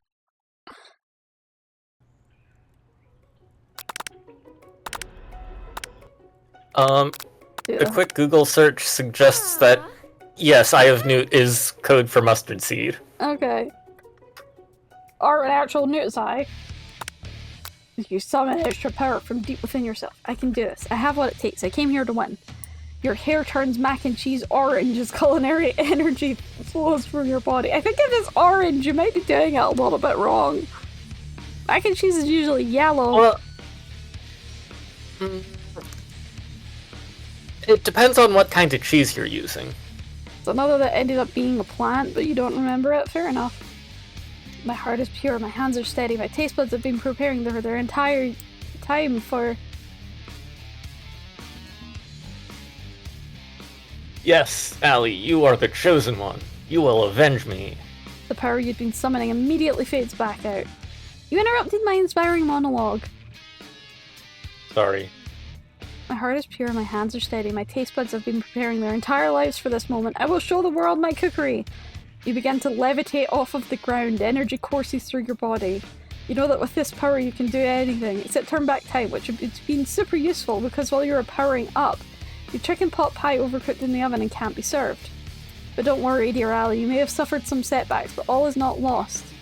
Impressed with your fortitude, Colonel Sanders has decided that you've earned his support. I've been watching you today, and I must say, I'm truly impressed. You've been thinking on your feet and rolling with the punches. He steps up to your station and stands right beside you. I'm here to help. All you've managed to make is mac and cheese, and time is almost up, so you're gonna need it. But Colonel Sanders, what about the test? What'll happen to you? What about the rules? Following the rules has never really been my thing. I follow my heart. What a guy. Colonel Sanders unfolds a delicate white towel to reveal the most delicious fried chicken tenders you've ever laid your eyes on. And besides, sometimes unexpected combinations can have surprising effects that surpass their individual efforts. Are you suggesting? If we combine forces, we can form the perfect food union. Time's up, students. With time expired, it's the moment everyone's been waiting for. You must now prepare to present your dishes. A handful of students stand tall, but the class seems incomplete. Seems we're missing some students. Pop? Clank? From off screen, you hear a pure and innocent giggle that can only come from one student. Hee, I'm flying! Sounds like it's coming from the broom closet over there. Miriam, would you mind? Instead of the closet, you see Pop hanging on a broom hook by the elastic of his underpants. Pop, get down from there right now! Let me guess, did Van Van have something to do with this? When someone asks for a wedgie, who am I to refuse? I thought a wedgie was a salad! Looks like Pop is eliminated from the challenge, seeing as how he didn't cook anything. I can't feel my legs. Maybe I'd be excused. Sure. You kids and your pranks. I must say it's not the worst prank in UCSAL history, but it's not exactly your book material. Wait a second. Pranks. Clank! Where did that pressure cooker roll off to? You wait to hear a signature or beep or other onomatopoeia, but there's none. Somehow he must have gotten unplugged, I guess. We'll have to figure that out later. That leaves only 4 remaining students. Please collect your final projects. Yes, it has been a long semester. Wow, 3 whole days long. Such a long semester. But after days of hard work, the time has come for me to eat. Miriam, please step forward. Now describe your dish. I've made tender udon noodles and a savory soup. My word, it's so delicate. Is that a teeny tiny Narutomaki I spy afloat in a itsy bitsy bowl? Yes, chef. Please call me Sprinkles. Chef is my father's name. Yes, Sprinkles. And some green tea made from baby tea leaves that I picked myself. Sprinkles carefully sniffs around the dish before opening his mouth and lets just the tip of his pink dog tongue dip into the bowl. Sublime. Would anybody else like a taste? Oh, come on, I'm not one of those dogs who doesn't floss. I even have a really cute electric toothbrush for dogs. Fine, I'll enjoy it all by myself. And in a flash, the entire meal has been devoured. Not that it took much. It was less than a thimble's worth of soup. A+. Rarely do I taste a dish with as much love poured into it as yours. Maria was overjoyed. She gives you a huge hug. Thank you, Allie, for helping me to believe in myself. Van, you're up. Now describe your dish. I made uni over smooth egg custard in an axe-hewn urchin shell topped with caviar. That looks dangerous. Did you skewer one type of urchin with spines from a second different colored type of urchin? Yes, Sprinkles. A bit much, don't you think? That's exactly why I did it. A bit much is kind of my brand. Doesn't it look cool? Sprinkles leans in to sniff the uni, but he can't get his nose close on account of all the spikes.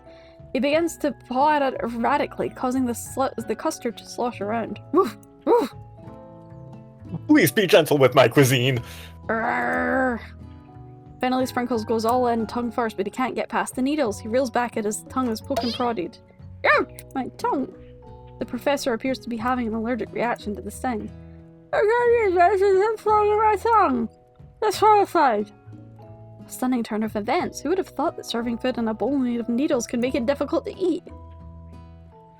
Dejected, Van does not go gentle into the night. Disqualified? For glamour? This This isn't the last you've heard of me! Before forcing us to endure his swollen tongue for another moment, Sprinkles graciously laps up a bowl of milk. I know, I'm a dog and I drink milk. Yeah, get over it. Sometimes it helps to calm my agitated tongue. Next student, Ashley, it's time to step up. Now describe your dish! I made orange blossom Turkish delight in a light rosewater syrup topped with French meringue and connected by sugar glass. Honestly, that looks delicious, delicate, and I'd totally eat that. Actually doesn't sound too bad. Indeed, it's quite delightful. However, I'd ask that you please refrain from eating it or attempting to taste it in any way. It's very fragile and meant to be a display piece. Really? Don't eat the food at a cooking school?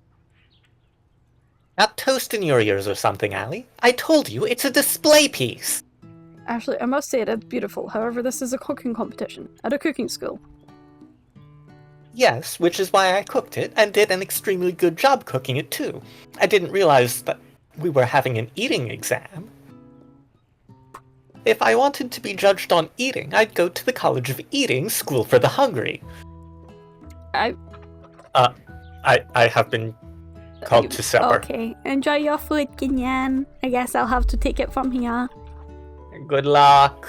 I'm gonna need it, because I think my sanity is gonna die. Bye, Gyl'aan. Love ya. Bye.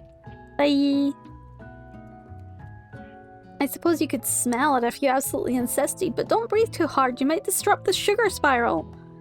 The food cannot be eaten. It cannot be judged. You're disqualified. Rage overtakes Ashley, and she finally cannot keep her two-faced routine up.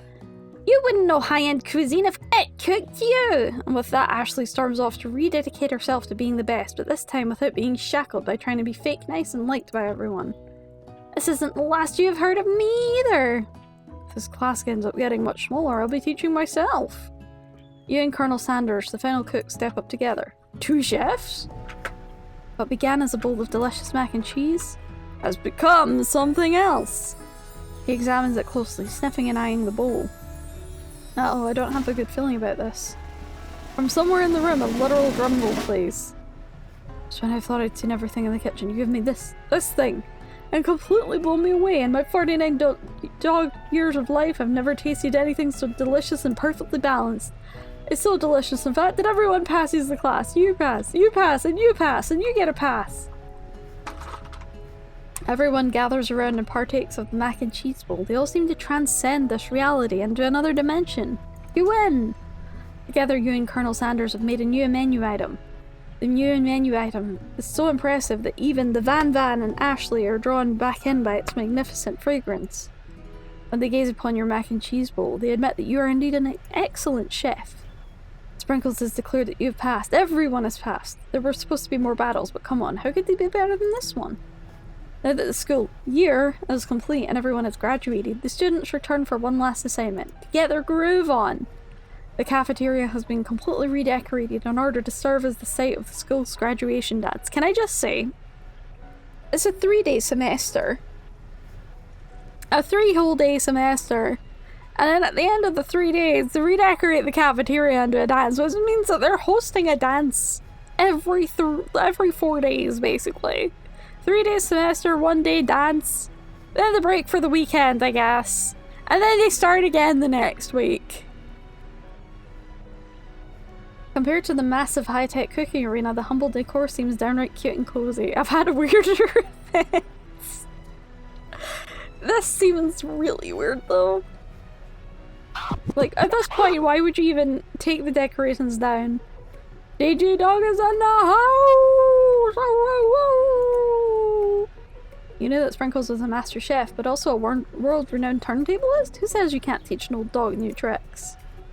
Van and Ashley tell everyone that they committed themselves to righting the wrongs they did while they were the villains. Hello? DJ Dog beats me, not even that weird. Of course. For a moment, you actually believe them. Not another haunting. No ghosts allowed at graduation. It's clearly written in the school's bylaws. I was never actually a ghost. It was all a trick to get you to finally notice me. Oh, amusing. And now that everyone is together. It's the Spork Monster! He's totally mellowed out. Everyone! The Spork Monster is no more. From here on, I'd prefer that everyone refer to me by my new name, the Party Monster. Didn't try to finish what he had to say, but everyone is too wrapped up talking to Party Monster. Dejected, student walks off. Maybe things didn't work out for Miriam romantically, but she found the love in her cooking, and you know that she's gonna do great. A red carpet rolls out across the floor of the ballroom. It's like a Hollywood movie premiere. Who could command such an entrance? It's Pop. He arrived late to the dance, but apparently for good reason. Walking the carpet, you see perched atop his dirty chef hat. A crown? Welcome back, Pop. I know you weren't able to complete the final exam and accept your diploma, so we had it mailed directly to your father. I figured it was the least you could do for the school's dean. Oh, now I get it. And we get a new wing on the school, not to mention the honour of educating the son of the Chancellor of such and such. The music at the dance is interrupted by the sound of sparking and electrical hissing. It's Clank, who's arrived late to the dance. Now that I have graduated, I can reveal my truth. Wow, he's still doing the talking thing. I am Clank, and not of this earth. I'm actually from a faraway planet, another dimension. What? What? I actually feel like I knew this whole time. That I have learned the ways of your kind, I must return. Miriam, will you come with me? I don't know what to say. Besides, no, obviously. I've just begun to learn who I really am. This isn't the time for me to devote my life to figuring out who you are, Clank. You're blown away by Miriam's maturity. It's pretty clear she's managed to surpass you in that regard. I understand, kind of. Humans are weird. A portal opens up and Clank disappears through it. Finally, Colonel Sanders arrives. Howdy, classmates! Just like the first day you met him, he's come prepared to feed the entire class. However, it's not enough to just give them a bucket of chicken. This time it's a full meal. I didn't get to be the most famous chicken man in the history of chicken and man by not reminding people to go out and buy my chicken. The end? No, it's not the end. As everyone feasts on their delicious chicken dinner, Colonel Sanders finds you sitting at the edge of the dance floor. Ellie? What are you doing sitting all alone? Oh, you know, just waiting for the right person to ask me to dance. I wonder, might you tell me what are the qualities you would expect to find in such a lucky person? Oh, off the top of my head, I don't know. A spicy musk, titty goatee, and a degree from the University of Cooking School Academy for Learning, just to name a few. It really is my lucky day. Would you dance with me? Yes, I would love to. As you glide across the dance floor hand in hand with Colonel Sanders, the future stretches out in front of you. And once my 100th franchise is up and running, I'll be ready to take a day off, and I'll be so glad to spend it together with you. How sweet. We'll work together and play together. Colonel Sanders stops dead in his tracks. Work together? I think this is something I'll need to do by myself. But who'll help you run your restaurants? I don't believe I'll need help. Besides, based on your time at school here, do you really think running restaurants is the best path forward? Could it be? Found a love connection but failed to earn Colonel Sanders' respect as a chef? Can you live with only half of him? Will you be able to endure sharing him with his other love, the life of an entrepreneur? I suppose I could enroll at pastry school. Oh my dear Allie, I'm sure you'll find your place eventually, and along the way you'll have me by your side. The end.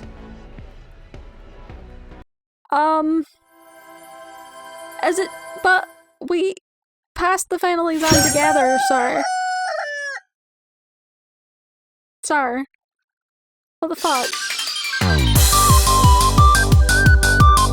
Oh, this is so loud.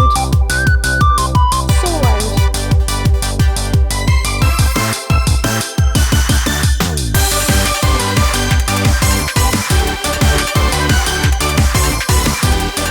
This is so loud.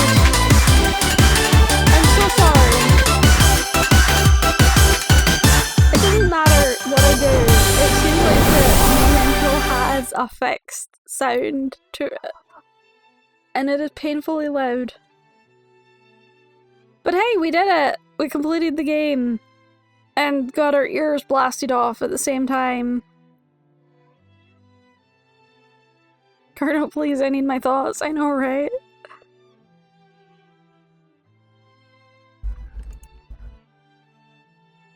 Let's see.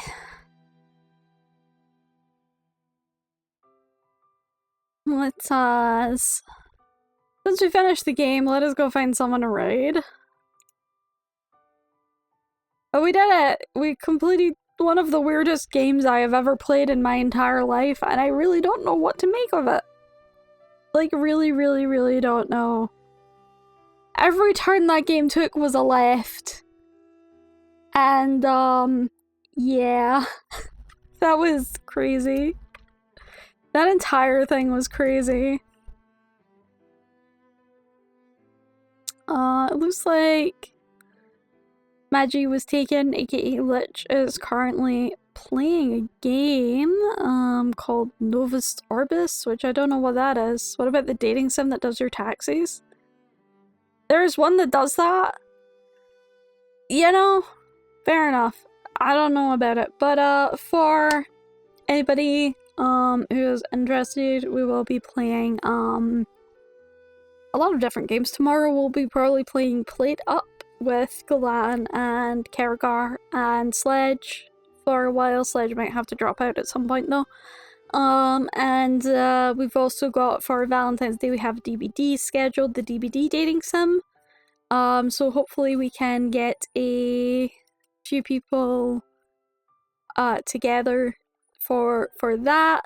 Those are the only games I actually have planned for this month. Is a few cooking sim games and this game and the DBD Dating Sim. So once we've completed the DBD Dating Sim and we've done some of the cooking craziness games, we'll be pretty much free and clear for this month, but we will be playing the DBD Dating Sim on the 14th. On Valentine's Day, so if anybody wants to, you know, see me have fun and flirt around with my friends, I guess, because I'll probably have to flirt with them due to the fact that we'll be playing a dating sim game. And feel free to join in on the 14th, and if you are one of my friends who has access, please feel free to join me on the 14th and save my throat from being killed by voice acting an entire game by myself, please. I'm begging you, please. I don't have a time. I will also be revealing a new model on the 14th, so I hope that you all are looking forward to my new model. It's going to be fun. You didn't stream while I was at work? Hey, we'll find out what time we're streaming on the 14th. I don't know that yet. But yeah, we'll go raid Magi was taken, aka Lich. And until next time, I hope everybody has the best of luck. I love you all. And I'll see y'all next time. Bye bye now. Yeah, yeah, yeah, yeah, yeah.